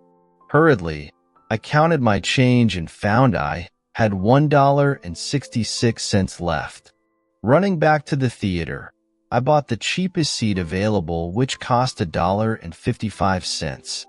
With 1 dime left in my purse, I went through the entrance and the usher tore my ticket in half, saying, "Upstairs, left, please." The performance was about to begin, but ignoring the usher's instructions, I walked into the main floor ladies' restroom. Still determined to sit in the orchestra section, I sat down, closed my eyes, and kept my inward sight riveted on the stage from the direction of the orchestra. At that moment, a group of women walked into the restroom, all talking at once, but I heard only one conversation as a woman speaking to her companion said, "But I waited and waited until the last moment. Then she called and said she couldn't make it. I would have given her ticket away, but it's too late now." Not realizing it, I handed the usher both tickets and he tore them in half before I could stop him. I almost laughed aloud. Getting up, I walked over to this lady and asked if I might use the extra ticket she had, instead of the balcony seat I had bought. She was charming and kindly invited me to join her party. The ticket she handed me was for the orchestra section, center seat, 6 rows from the stage. I sat in that seat only moments before the curtain rose on a performance I had witnessed the night before from that seat. In my imagination. J.R. We must actually be in imagination. It is one thing to think of the end, and another thing to think from the end. To think from the end, to enact the end, is to create reality. The inner actions must correspond to the actions we would physically perform. After these things should be Edward Thomas, The New House. To live wisely, we must be aware of our imaginal activity and see to it that it is faithfully shaping the end we desire. The world is clay. Our imagination is the potter. We should always imagine ends that are of value or promise well. He who desires but acts not breeds pestilence. William Blake. What's done flows from what's imagined. Outward forms reveal the imaginings of man. Man is the shuttle, to whose winding quest and passage through these looms God ordered motion, but ordained no rest. Henry Vaughan. I run a small business, solely owned, and a few years ago it seemed that my venture would end in failure. For some months, sales had fallen steadily and I found myself in a financial jam, along with thousands of other small businessmen, as this period spanned one of our country's minor recessions. I was badly in debt and needed at least $3,000 almost immediately. My auditors advised me to close my doors and try to salvage what I could. Instead, I turned to my imagination. I knew your teaching but had never actually attempted to solve any problem in this manner.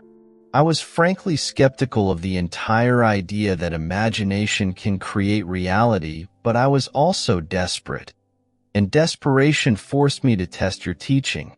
I imagined my office receiving $4,000 unexpectedly in remittances due. This money would have to come from new orders as my accounts receivable were practically non-existent.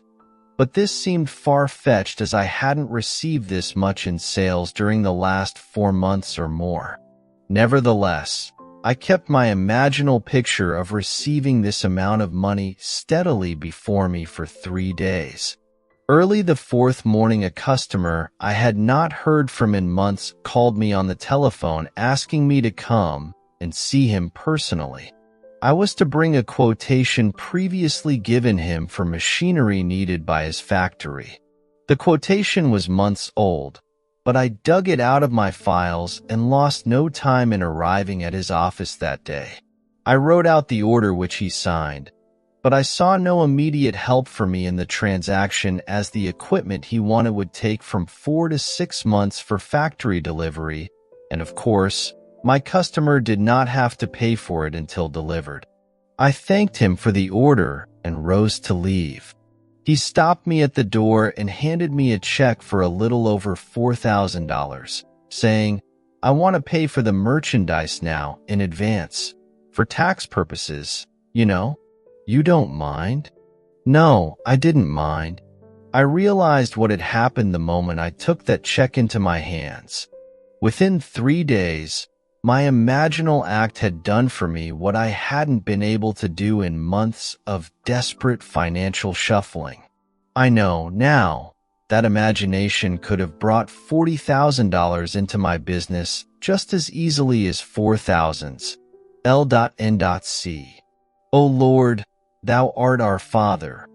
We are the clay, and Thou art our potter. We are all the work of Thy hand. Isaiah 64 verse 8. Chapter 12 Attitudes. Mental things are alone real. What is called corporeal, nobody knows of its dwelling place. It is in fallacy, and its existence an imposture.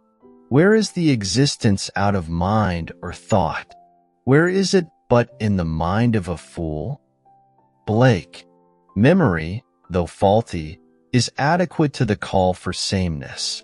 If we remember another as we have known him, we recreate him in that image, and the past will be recognized in the present. Imagining creates reality. If there is room for improvement, we should reconstruct him with new content. Visualize him as we would like him to be, rather than have him bear the burden of our memory of him. Everything possible to be believed is an image of truth. Blake. The following story is by one who believes that imagining creates reality, and acting on this belief changed his attitude toward a stranger and bore witness to this change in reality.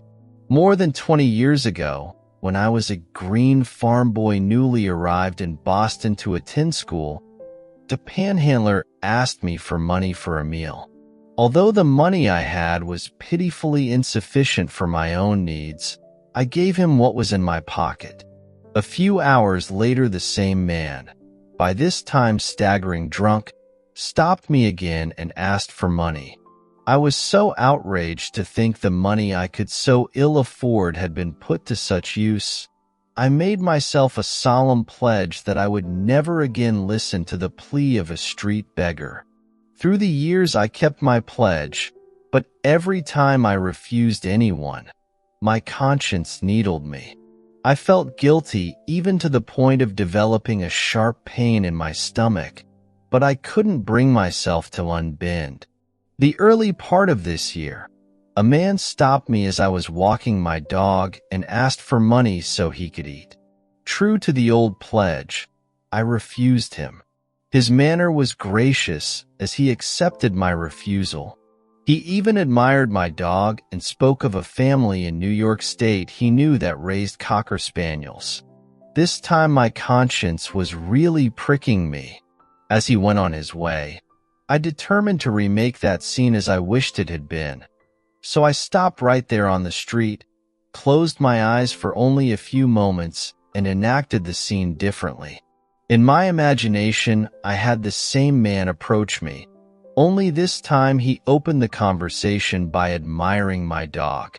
After we had talked a moment, I had him say, "I don't like to ask you this, but I really need something to eat. I have a job that begins tomorrow morning, but I've been out of work and tonight I'm hungry." I then reached into my imaginary pocket, pulled out an imaginary $5 bill, and gladly gave it to him. This imaginal act immediately dissolved the guilty feeling and the pain. I know from your teaching that an imaginal act is fact, so I knew I could grant anyone what he asked, and by faith in the imaginal act, consent to the reality of his having it. For months later, as I was again walking my dog, the same man approached me and opened the conversation by admiring my dog. "Here's a beautiful dog," he said. "Young man, I don't suppose you remember me, but a while back I asked you for some money, and you very kindly said no.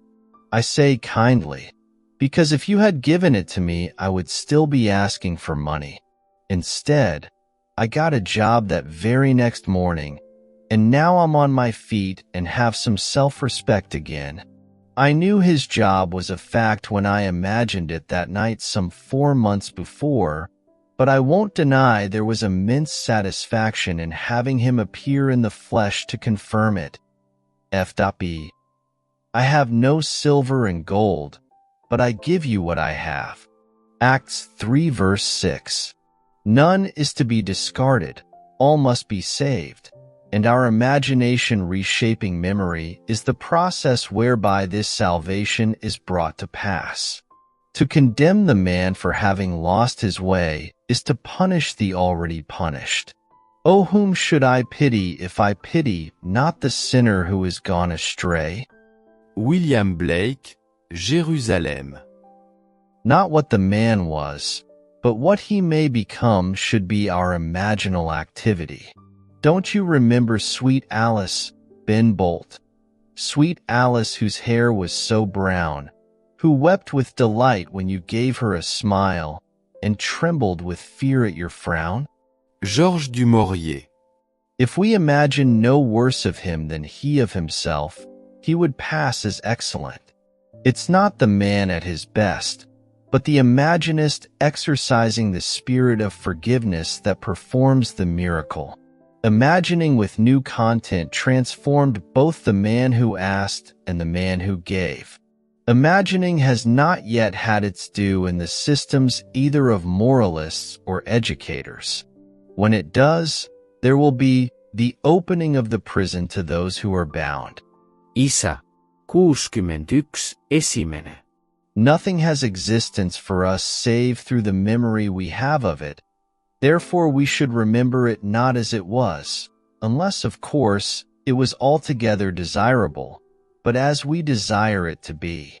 Inasmuch as imagining is creative, our memory of another either furthers or hinders him, and makes his upward or downward way easier and swifter. There is no coal of character so dead that it will not glow and flame if but slightly turned. The following story shows that imagining can make rings and husbands and move people to China. My husband, child of a broken home and raised by beloved grandparents, was never close to his mother, nor she to him. A woman of 63 and a divorcee for 32 of those years, she was lonely and embittered, and my relationship with her was strained as I attempted to stay in the middle. By her own admission, her great desire was to remarry for companionship, but she believed this to be impossible at her age. My husband would often state to me that he hoped she would remarry and, as he fervently put it, perhaps live way out of town. I had the same wish and, as I put it, perhaps move to China. Being wary of my personal motive for this wish, I knew I must change my feeling toward her in my imaginal drama and at the same time give her what she wanted. I began by seeing her in my imagination as a completely changed personality, a happy, joyous woman, secure and contented in a new relationship. Every time I thought of her, I would see her mentally as a new woman. About 3 weeks later, she came to our house for a visit, bringing a friend she had met many months previously. The man had recently become a widower.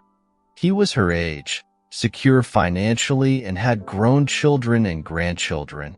We liked him, and I was excited because it was obvious they liked each other.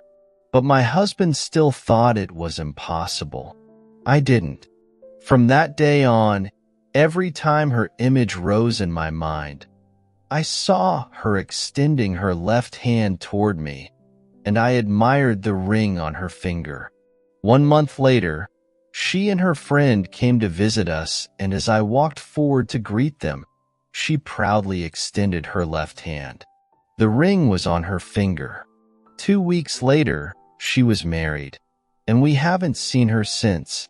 She lives in a brand new home, way out of town, and as her new husband dislikes the long drive to our house, she might as well have moved to China. JP. There is a wide difference between the will to resist an activity and the decision to change it. He who changes an activity acts, whereas he who resists an activity reacts. One creates, the other perpetuates. Nothing is real beyond the imaginative patterns we make of it. Memory, no less than desire, resembles a daydream. Why make it a daymare? Man can forgive only if he treats memory as a daydream and shapes it to his heart's desire. RK learned that we may rob others of their abilities by our attitudes toward them. He changed his attitude and thereby changed a fact. I am not a money lender, nor am I in the investment business as such, but a friend and business acquaintance came to me for a substantial loan in order to expand his plant. Because of personal friendship, I granted the loan with reasonable interest rates and gave my friend the right of renewal at the end of 1 year. When the first-year term expired, he was behind in his interest payments and requested a 30-day extension on the note. I granted this request, but at the end of 30 days he was still unable to meet the note and asked for an additional extension. As I previously stated, I am not in the business of lending money. Within 20 days, I needed full payment of the loan to meet debts of my own, but I consented again to extend the note, although my own credit was now in serious jeopardy. The natural thing to do was to apply legal pressure to collect, and a few years ago I would have done just that.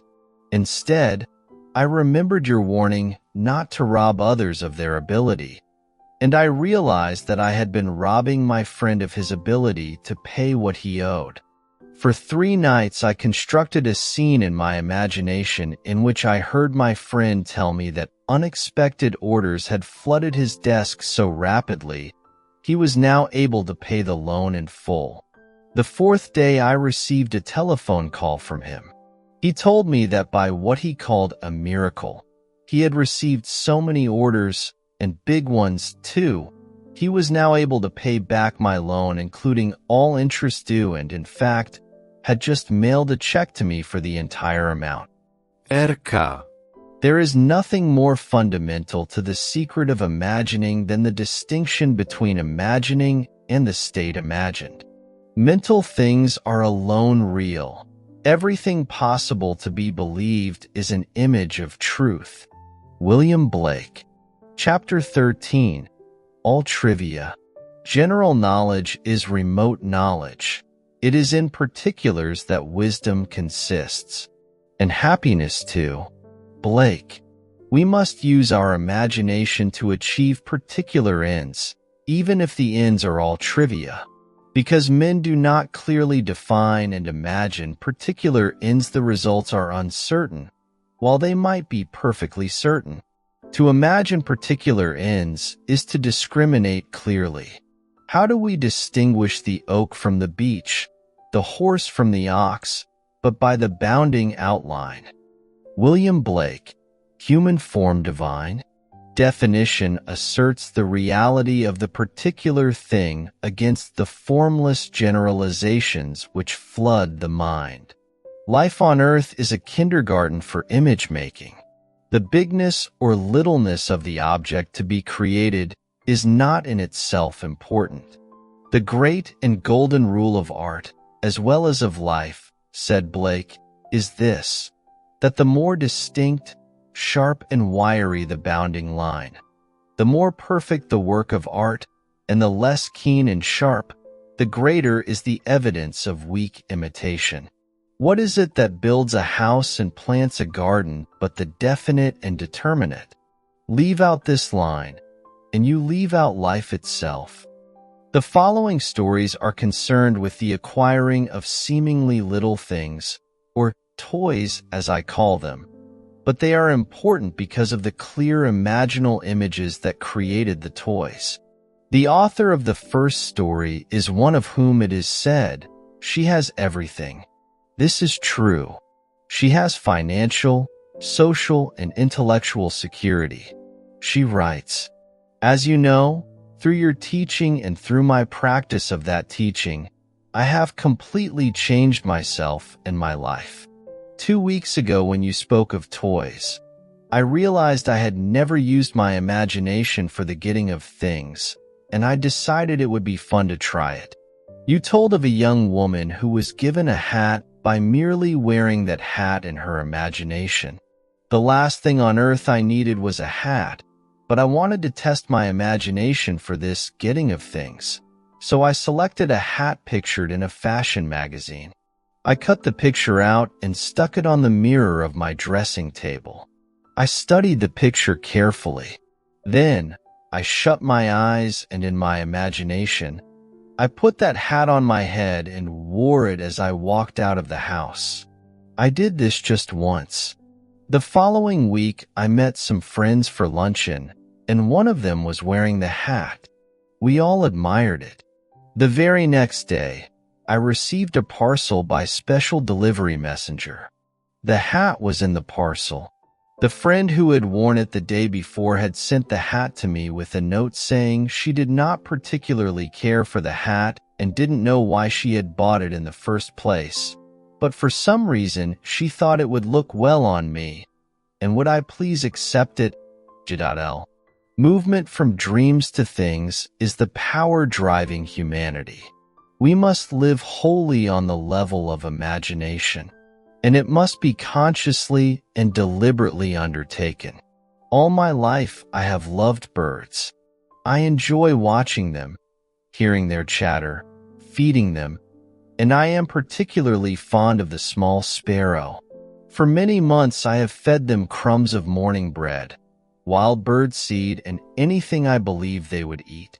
And for all those months, I have been frustrated as I watched the larger birds, particularly the pigeons, command the area, gobbling up most of the good seed and leaving the husks for my sparrows. To use my imagination on this problem seemed facetious to me at first, but the more I thought of it, the more interesting the idea became. So, one night I set about seeing the little birds come in for their full share of daily offerings, and I would tell my wife that the pigeons no longer interfered with my sparrows, but took their share like gentlemen and then left the area. I continued this imaginary action for almost 1 month. Then one morning I noticed that the pigeons had disappeared. The sparrows had breakfast all to themselves for a few days. For those few days, no larger bird entered the area. They did return eventually, but to this day they have never again infringed on the area occupied by my sparrows. They stay together, eating what I put out for them, leaving a full share of the area to my tiny friends. And do you know, I actually believe the sparrows understand. They no longer seem to be afraid when I walk among them. R.K. This lady proves that unless our heart is in the task, unless we imagine ourselves right into the feeling of our wish fulfilled, we are not there. For we are all imagination, and must beware and what we are in imagination. In early February, my husband and I had been in our new house 1 month, a home lovely beyond telling, perched on a rugged cliff with the ocean for our front yard, wind and sky for neighbors and seagulls for guests. We were ecstatic. If you have experienced the joy and woe of building your own home, you know how completely filled with happiness you are and how completely empty your purse is. 100 lovely things clamored to be bought for that house, but the one thing we wanted most of all was the most useless, a picture. Not just any picture, but a wild, wonderful scene of the sea dominated by a great white clipper ship. This picture had been in our thoughts all the months of building, and we left one living room wall free of paneling to hold it. My husband mounted decorative red and green ship lanterns on the wall to frame our picture, but the picture itself would have to wait. Draperies, carpeting, all the practical items must come first. Perhaps so, but that didn't stop either one of us from seeing that picture in our imagination on that wall. One day, while shopping, I strolled into a small art gallery, and as I walked through the door I stopped so suddenly a gentleman walking behind me crashed into an easel. I apologized and pointed to a painting hanging at head height across the room. That's what did it. I've never seen anything so wonderful. He introduced himself as the owner of the gallery and said, "Yes, an original by the greatest English painter of clipper ships the world has known." He went on to tell me about the artist, but I wasn't listening. I could not take my eyes from that wonderful ship, and suddenly I experienced a very strange thing. It was only a moment in time, but the art gallery faded and I saw that picture on my wall. I'm afraid the owner thought me a little giddy, and I was. but I finally managed to return my attention to his voice when he mentioned an astronomical price. I smiled and said, "Perhaps someday." He continued to tell me about the painter and also about an American artist who was the only living lithographer capable of copying the great English master. He said, "If you're very lucky, you may pick up one of his prints. I've seen his work. It's perfect down to the last detail. Many people prefer prints to paintings." Prints or paintings, I knew nothing about the values of either, and anyway, all I wanted was that scene. When my husband returned home that evening, I talked of nothing but that painting and pleaded with him to visit the gallery and see it.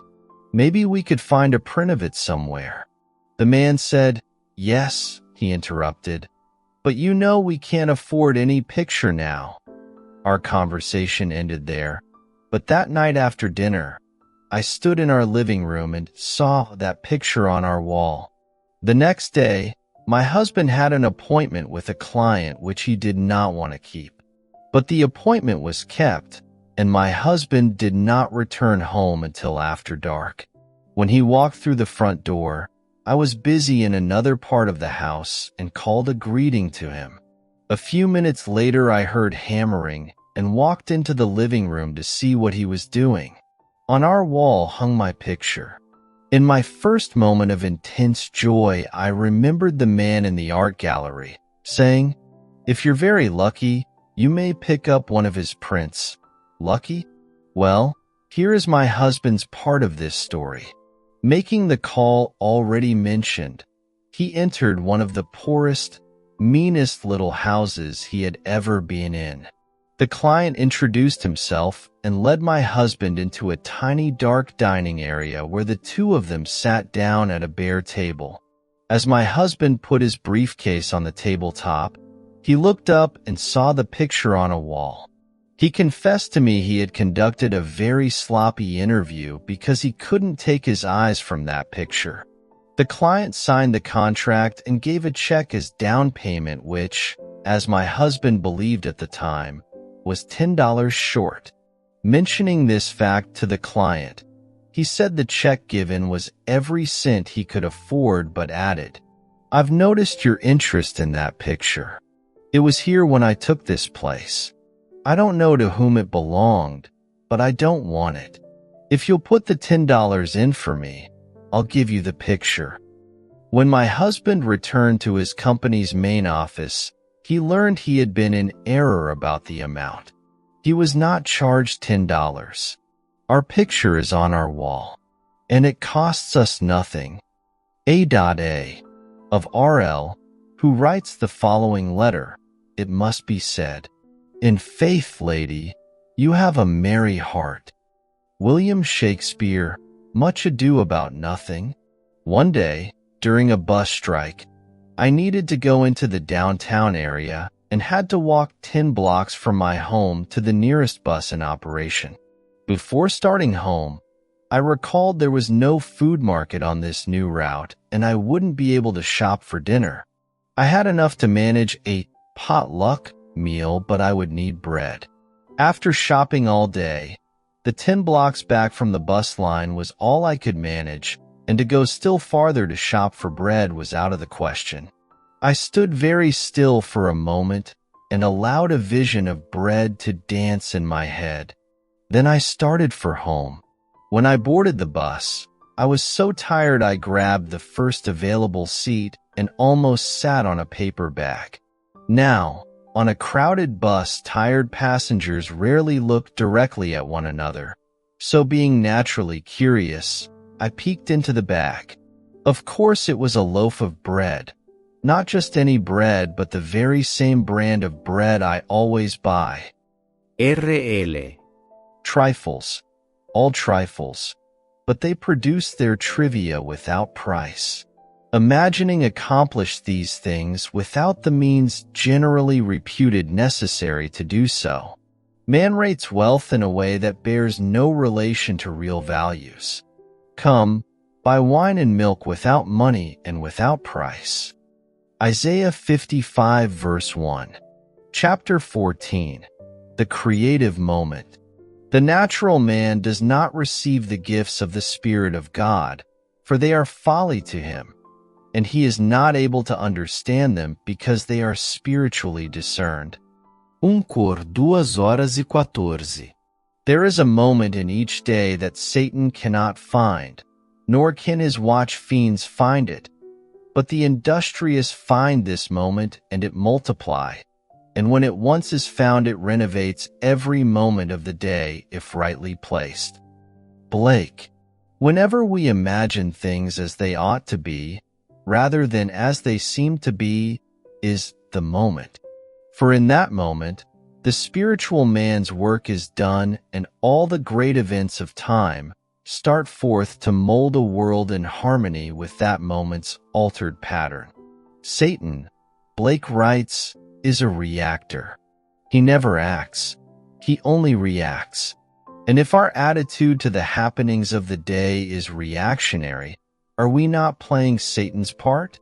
Man is only reacting in his natural or Satan state. He never acts or creates.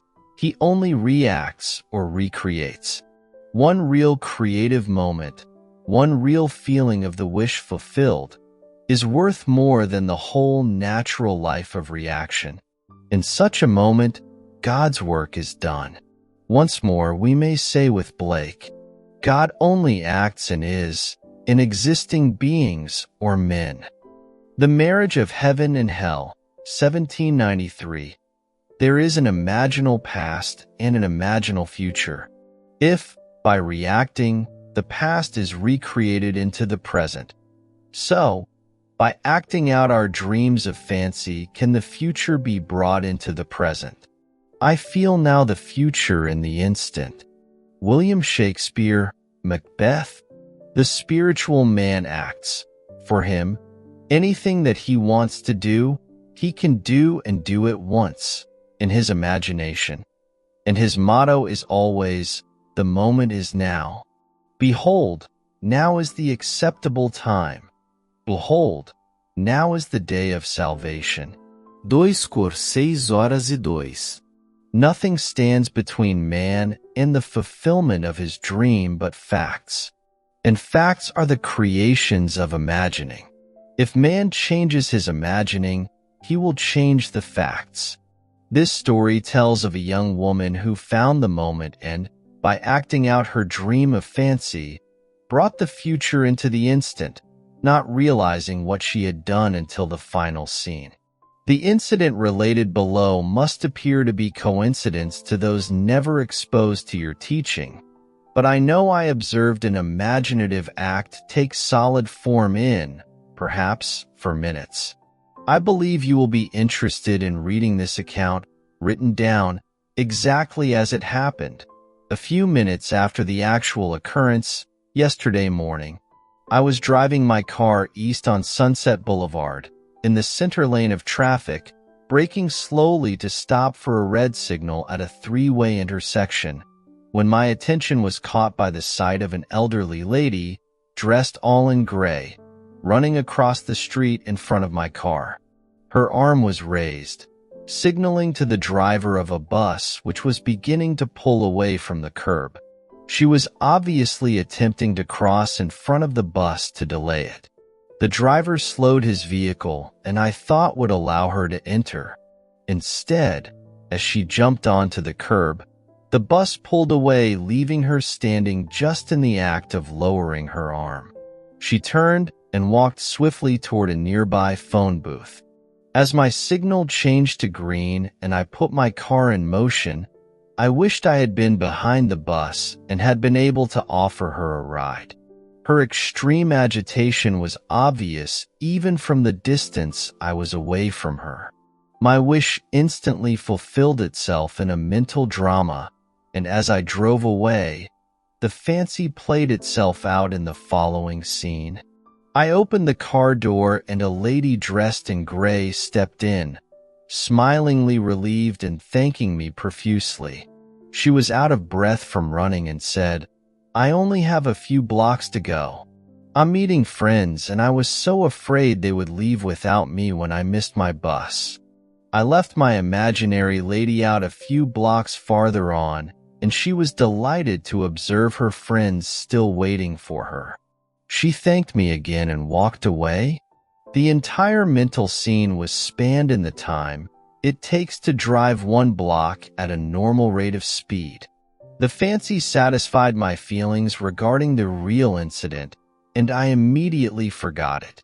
For blocks farther, I was still in the center lane and again had to stop for a red signal.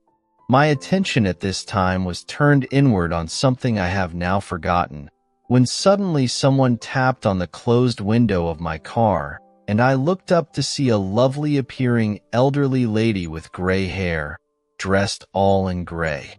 Smiling, she asked if she might ride a few blocks with me as she had missed her bus. She was out of breath, as though from running, and I was so stunned by her sudden appearance in the middle of a busy street at my window that for a moment I could only react physically, and without answering, leaned over and opened my car door. She got in and said, "It's so annoying to rush so and then miss a bus. I wouldn't have imposed on you like this, but I'm supposed to meet some friends a few blocks down the street, and if I had to walk now, I would miss them." 6 blocks farther on, she exclaimed, "Oh, good. They're still waiting for me." I let her out and she thanked me again and walked away. I'm afraid I drove to my own destination by automatic reflex, for I had fully recognized that I had just observed a waking dream take form in physical action. I recognized what was happening while it was happening. As soon as I could, I wrote down each part of the incident and found a startling consistency between the waking dream and the subsequent reality. Both women were elderly, gracious in manner, dressed all in gray, and out of breath from hurrying to catch a bus and missing it. Both wished to meet friends, who for some reason could not wait for them much longer, and both left my car within the space of a few blocks after successfully completing their contact with their friends. I am amazed, confounded, and elated. If there is no such thing as coincidence or accident, then I witnessed imagination become reality almost instantaneously. J.B. There is a moment in each day that Satan cannot find, nor can his watch fiends find it, but the industrious find this moment and it multiply, and when it once is found it renovates every moment of the day if rightly placed. From the first time I read your search, I have longed to experience a vision. Since you have told us of the promise, this desire has been intensified. I want to tell you of my vision, which was a glorious answer to my prayer. But I am sure I would not have had this experience were it not for something that occurred 2 weeks ago. It was necessary for me to park my car some distance from the university building where I was scheduled to conduct my class. As I left my car, I was conscious of the stillness about me. The street was completely deserted. No one was in sight. Suddenly, I heard a most frightful cursing voice. I looked toward the sound and saw a man brandishing a cane, yelling, between vile words, "I'll kill you! I'll kill you!"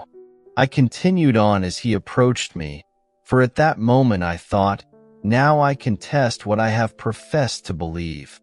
If I do believe we are one, the Father, this derelict and I, no harm can come to me. At that moment I had no fear. Instead of seeing a man coming toward me, I felt a light. He stopped yelling, dropped his cane, and walked quietly as we passed with less than a foot between us. Having tested my faith at that moment, everything about me had seemed more alive than before. Flowers brighter and trees greener. I have had a sense of peace and the oneness of life I had not known before. Last Friday, I drove to our country home. Nothing was unusual about the day or evening. I worked on a manuscript and, not being tired, did not try to fall off to sleep until around 2 the following morning. Then I turned off the light and drifted into that floating sensation, not asleep but drowsy, as I call it, half awake and half asleep. Often, while in this state, lovely, unknown faces float before me. But this morning the experience was different. A perfect face of a child came before me in profile, then it turned and smiled at me. It was glowing with light and seemed to fill my own head with light. I was aglow and excited and thought this must be the Christos. But something within me, without sound, said, "No, this is you." I feel I will never be the same again, and someday I may experience the promised G.B. Our dreams will all be realized from the time that we know that imagining creates reality and act. But imagination seeks from us something much deeper and more fundamental than creating things. Nothing less indeed than the recognition of its own oneness with God. That what it does is, in reality, God Himself doing it in and through man, who is all imagination. Chapter 15, The Promise. For mystical experiences. In all I have related thus far, with the exception of GB's vision of the child, imagination was consciously exercised. Men and women created stage plays in their imagination, plays implying the fulfillment of their desires. Then, by imagining themselves participating in these dramas, they created that which their imaginal acts implied. This is the wise use of God's law. But no man is justified before God by the law. Galatians 3 verse 11. Many people are interested in imaginism as a way of life, but are not at all interested in its framework of faith, a faith leading to the fulfillment of God's promise. I will raise up your son after you, who shall come forth from your body. I will be his father, and he shall be my son. 2 Sam 7, 12 spojnica 14. The promise that God will bring forth from our body a son who will be born, not of blood nor of the will of the flesh nor of the will of man, but of God, John 1 verse 13, does not concern them. They want to know God's law, not His promise. However, this miraculous birth has been stated clearly as a must for all mankind from the earliest days of the Christian fellowship. You must be born from above, John 3:7. My purpose here is to state it again, and to state it in such language, and with such reference to my own personal mystical experiences that the reader will see that this birth from above is far more than a part of a dispensable superstructure, that it is the sole purpose for God's creation.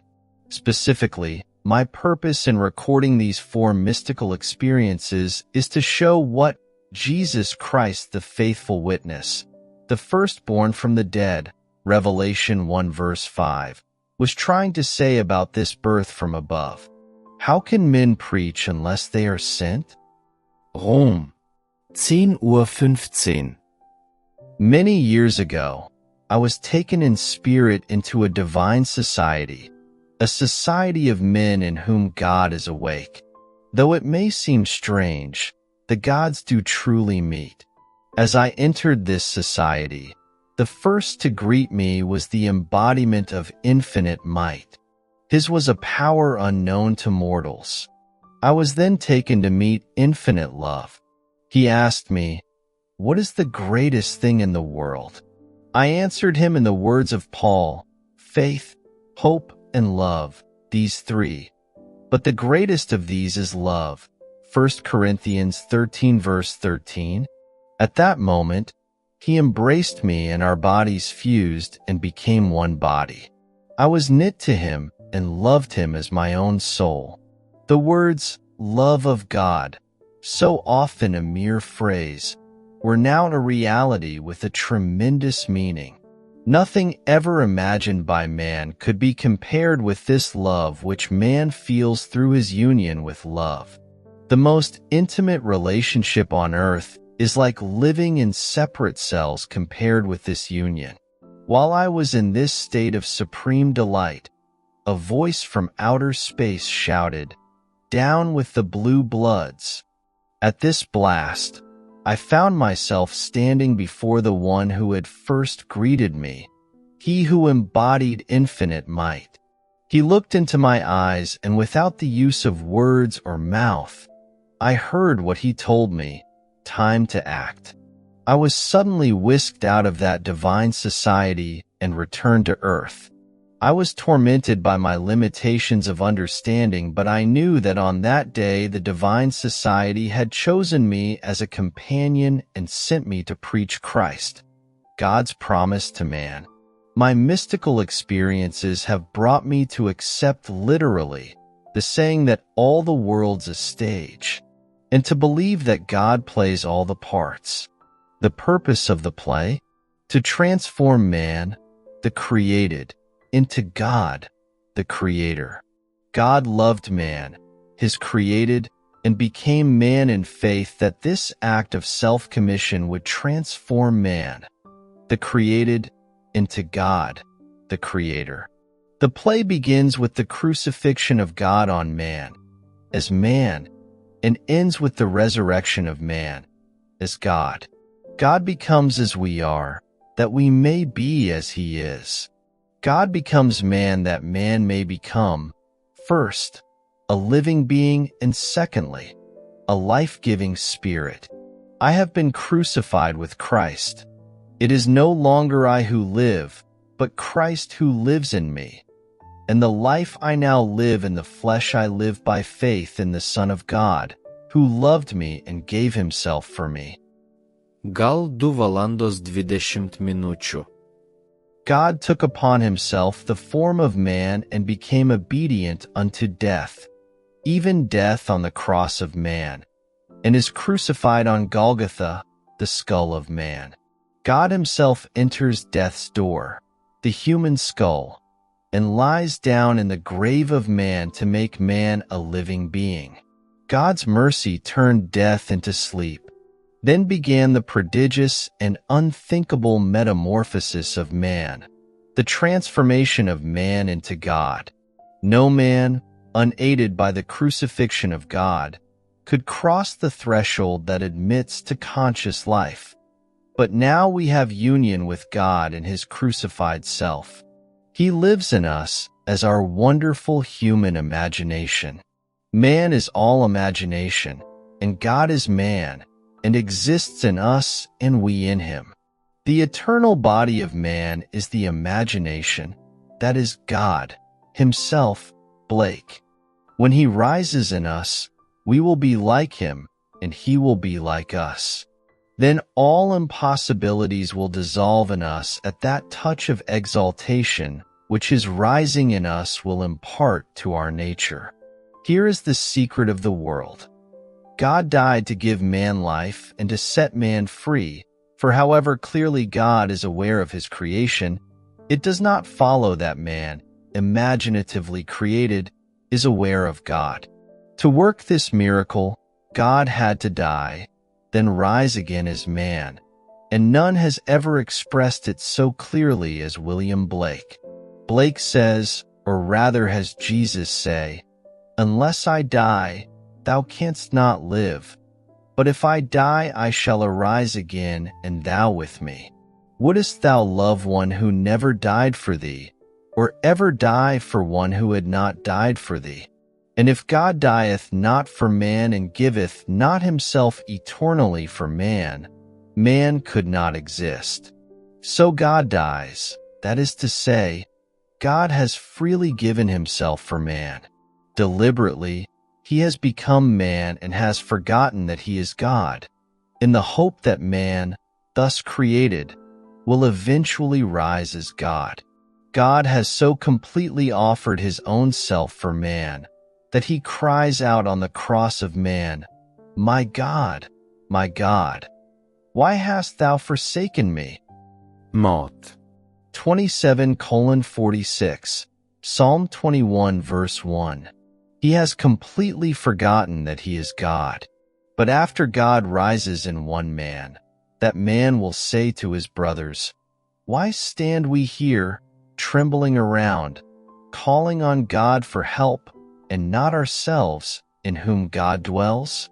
Blake, this first man that has been raised from the dead is known as Jesus Christ, the first fruits of those who have fallen asleep, the firstborn of the dead. For man God died. Now, by a man, has come also the resurrection of the dead. Jesus Christ resurrects his dead father by becoming his father. In Adam, the universal man, God sleeps. In Jesus Christ, the individualized God, God wakes. In waking, man, the created, has become God, the creator, and can truly say, before the world was, I am, Adon Olam, Jewish dogmatics. Just as God in his love for man so completely identified himself with man that he forgot that he was God, so man in his love for God must so completely identify himself with God that he lives the life of God, that is, imaginatively. God's play which transforms man into God is revealed to us in the Bible. It is completely consistent in imagery and symbolism. The New Testament is hid in the Old Testament, and the Old is manifested in the New. The Bible is a vision of God's law and his promise. It was never intended to teach history, but rather to lead man in faith through the furnaces of affliction to the fulfillment of God's promise, to rouse man from this profound sleep and awaken him as God. Its characters live not in the past, but in an imaginative eternity. They are personifications of the eternal spiritual states of the soul. They mark man's journey through eternal death and his awakening to eternal life.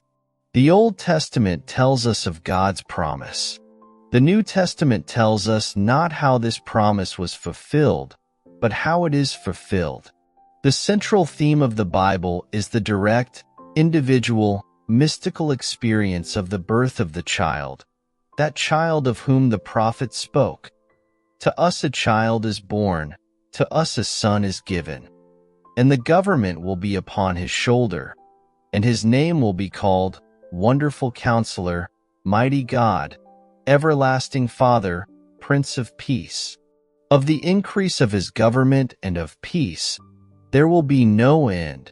Isaiah 9 verses 6-7. When the child is revealed to us, we see it, we experience it, and the response to this revelation can be stated in the words of Job, I have heard of thee by the hearing of the ear, but now my eye sees thee. 42:5. The story of the Incarnation is not fable, allegory, or some carefully contrived fiction to enslave the minds of men, but mystical fact.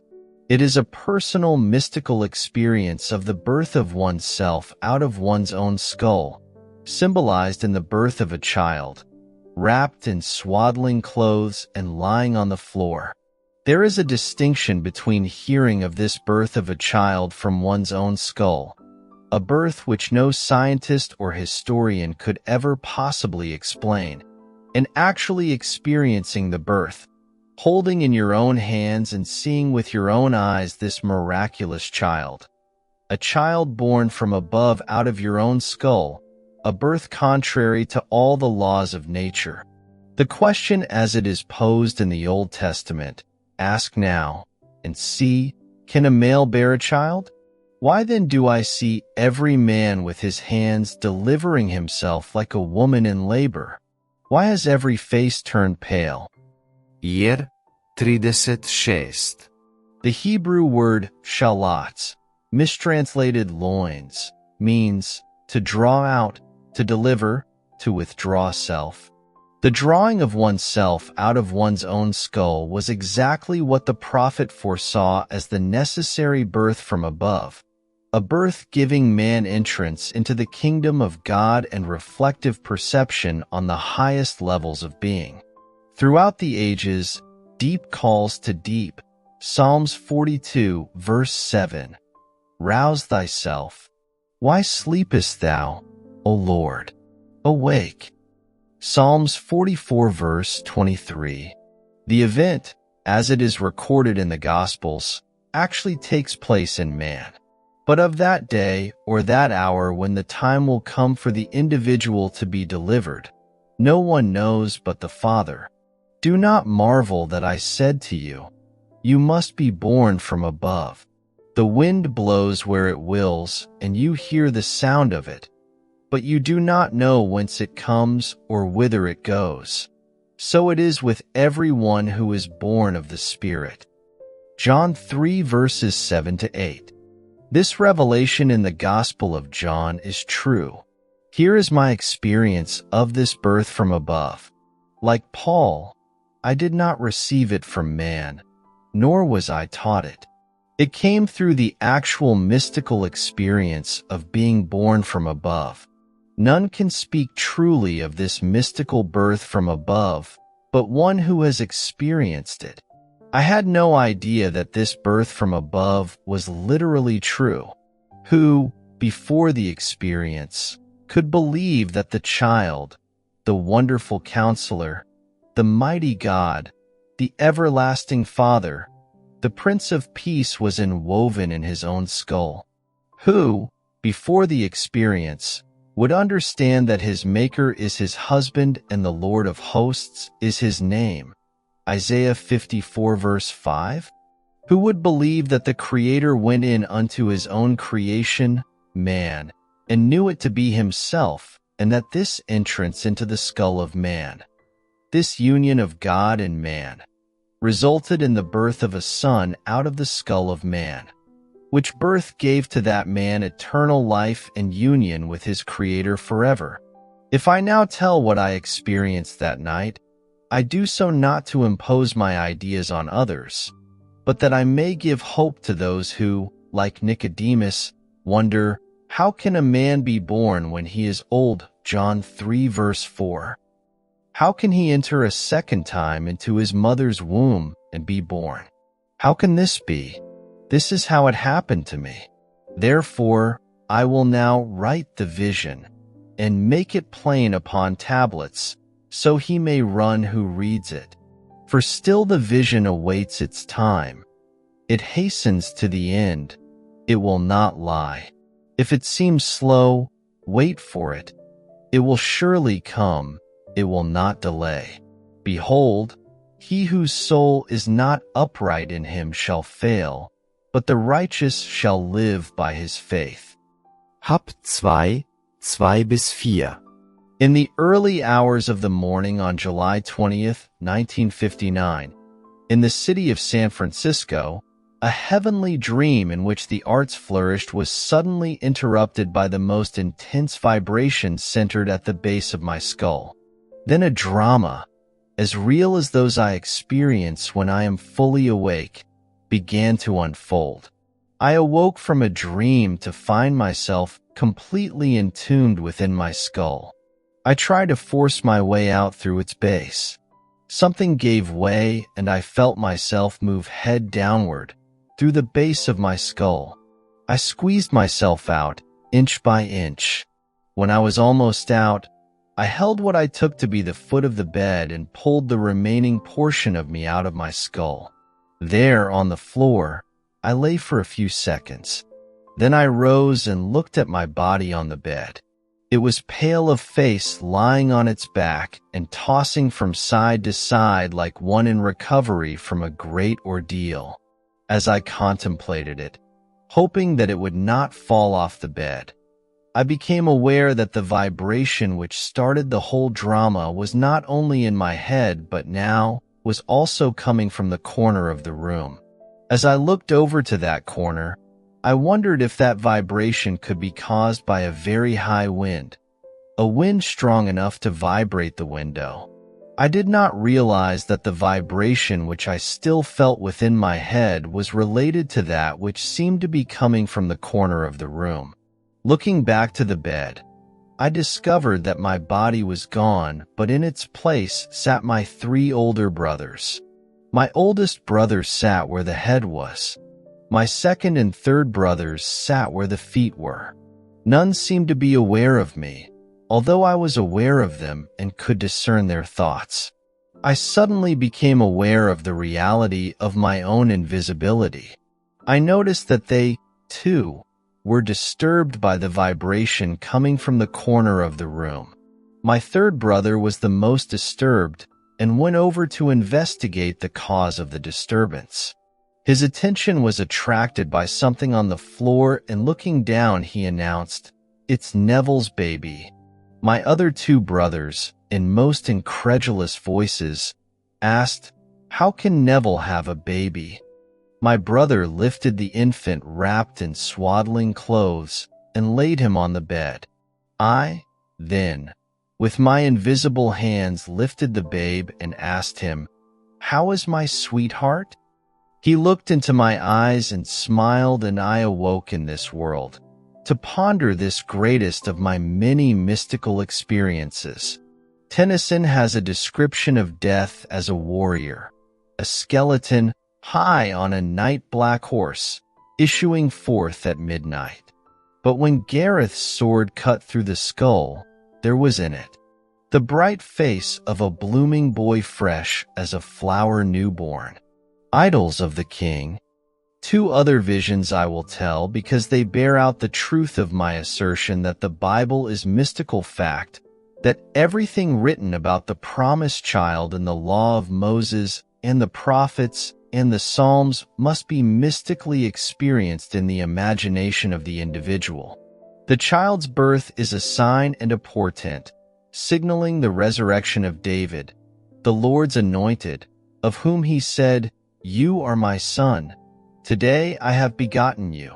Psalms 2 verse 7. 5 months after the birth of the child, on the morning of December 6, 1959, in the city of Los Angeles, a vibration similar to the one which preceded his birth started in my head. This time its intensity was centered at the top of my head. Then came a sudden explosion, and I found myself in a modestly furnished room. There, leaning against the side of an open door, was my son David of biblical fame. He was a lad in his early teens. What struck me forcibly about him was the unusual beauty of his face and figure. He was, as he is described in the first book of Samuel, ruddy, with beautiful eyes, and very handsome. 1612, 1742. Not for one moment did I feel myself to be anyone other than who I am now. Yet, I knew that this lad, David, was my son, and he knew that I was his father. For the wisdom from above is without uncertainty. But the wisdom that is from above is first pure, then peaceable, gentle, and easy to be entreated, full of mercy and good fruits, without partiality, and without hypocrisy. James 3 verse 17. As I sat there contemplating the beauty of my son, the vision faded and I awoke. I and the children whom the Lord has given me are signs and portents in Israel from the Lord of hosts, who dwells on Mount Zion. Is 8:18. God gave me David as my very own son. I will raise up your son after you, who shall come forth from your body. I will be his father, and he shall be my son. 2 Samuel 7 verses 12 to 14. God is known in no other way than through the Son. No one knows who the Son is, except the Father, or who the Father is, except the Son, and anyone to whom the Son chooses to reveal him. Luke 10:22. The experience of being David's father is the end of man's pilgrimage on earth. The purpose of life is to find the father of David, the Lord's anointed, the Christ. Abner, whose son is this youth? And Abner said, As your soul lives, O king, I cannot tell.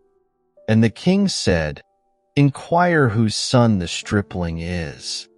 And as David returned from the slaughter of the Philistine, Abner took him and brought him before Saul with the head of the Philistine in his hand.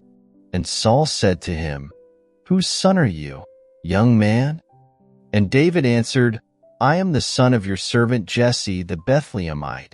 1 Samuel 17 verses 55 to 58.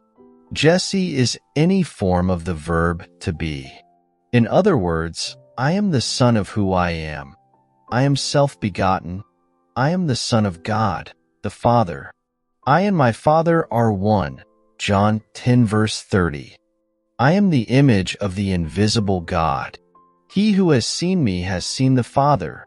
John 14 verse 9. Whose son?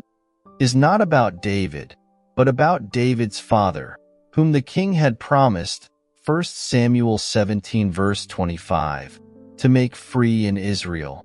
Note, in all these passages, 1 Sam 17:55, 56, 58, the king's inquiry is not about David but about David's father.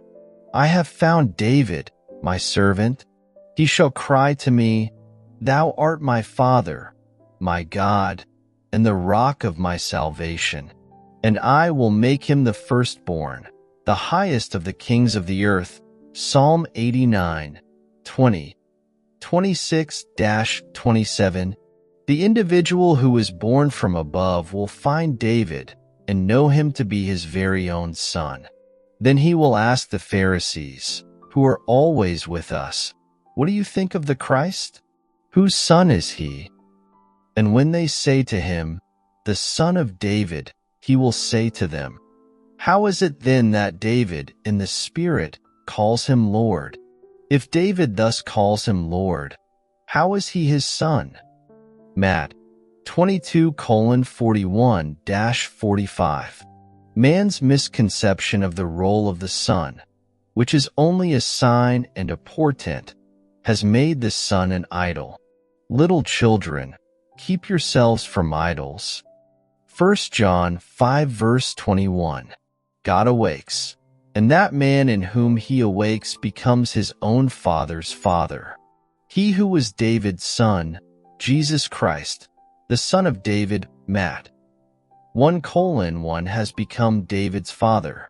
No longer will I cry to our father David, thy child.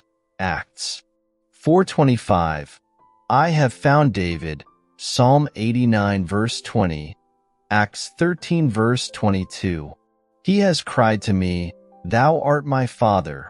P.S. 89:26. Now I know myself to be one of the Elohim, the God who became man, that man may become God. Great indeed, we confess, is the mystery of our religion. 1 Timothy 3 verse 16. If the Bible were history, it would not be a mystery. Wait for the promise of the Father. Acts 1:4, that is, for David, God's son, who will reveal you as the Father. This promise, says Jesus, you heard from me, Luke 24 verse 44. And to its fulfillment at that moment in time when it pleases God to give you his Son, as your offspring, which is Christ. Galatians 3 verse 16. A figure of speech is used for the purpose of calling attention to, emphasizing and intensifying the reality of the literal sense. The truth is literal. The words used are figurative.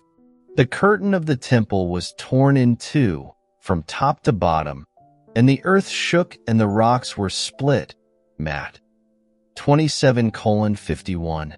On the morning of April 8, 1960, 4 months after it was revealed to me that I am David's father, a bolt of lightning out of my skull split me in two from the top of my skull to the base of my spine. I was cleft as though I were a tree that had been struck by lightning. Then I felt and saw myself as a golden liquid light moving up my spine in a serpentine motion. As I entered my skull, it vibrated like an earthquake. Every word of God proves true. He is a shield to those who take refuge in him. Do not add to his words, lest he rebuke you, and you be found a liar. Proverbs 30 verses 5 and 6. And as Moses lifted up the serpent in the wilderness, so must the Son of Man be lifted up. John 3 verse 14. These mystical experiences will help to rescue the Bible from the externals of history, persons, and events, and to restore it to its real significance in the life of man. Scripture must be fulfilled in us. God's promise will be fulfilled. You will have these experiences, and you shall be my witnesses in Jerusalem and in all Judea and Samaria, and to the end of the earth. Acts 1 verse 8. The widening circle, Jerusalem, Judea, Samaria, the end of the earth, is God's plan. The promise is still maturing to its time, its appointed time. But how long, vast, and severe the trials here you find David, your son, who will reveal you as God, the Father, were long to tell. But it hastens to the end. It will not fail. So wait, for there will be no postponement. Is anything too wonderful for the Lord? At the appointed time I will return to you in the spring, and Sarah shall have a son. Genesis 18 verse 14. The end.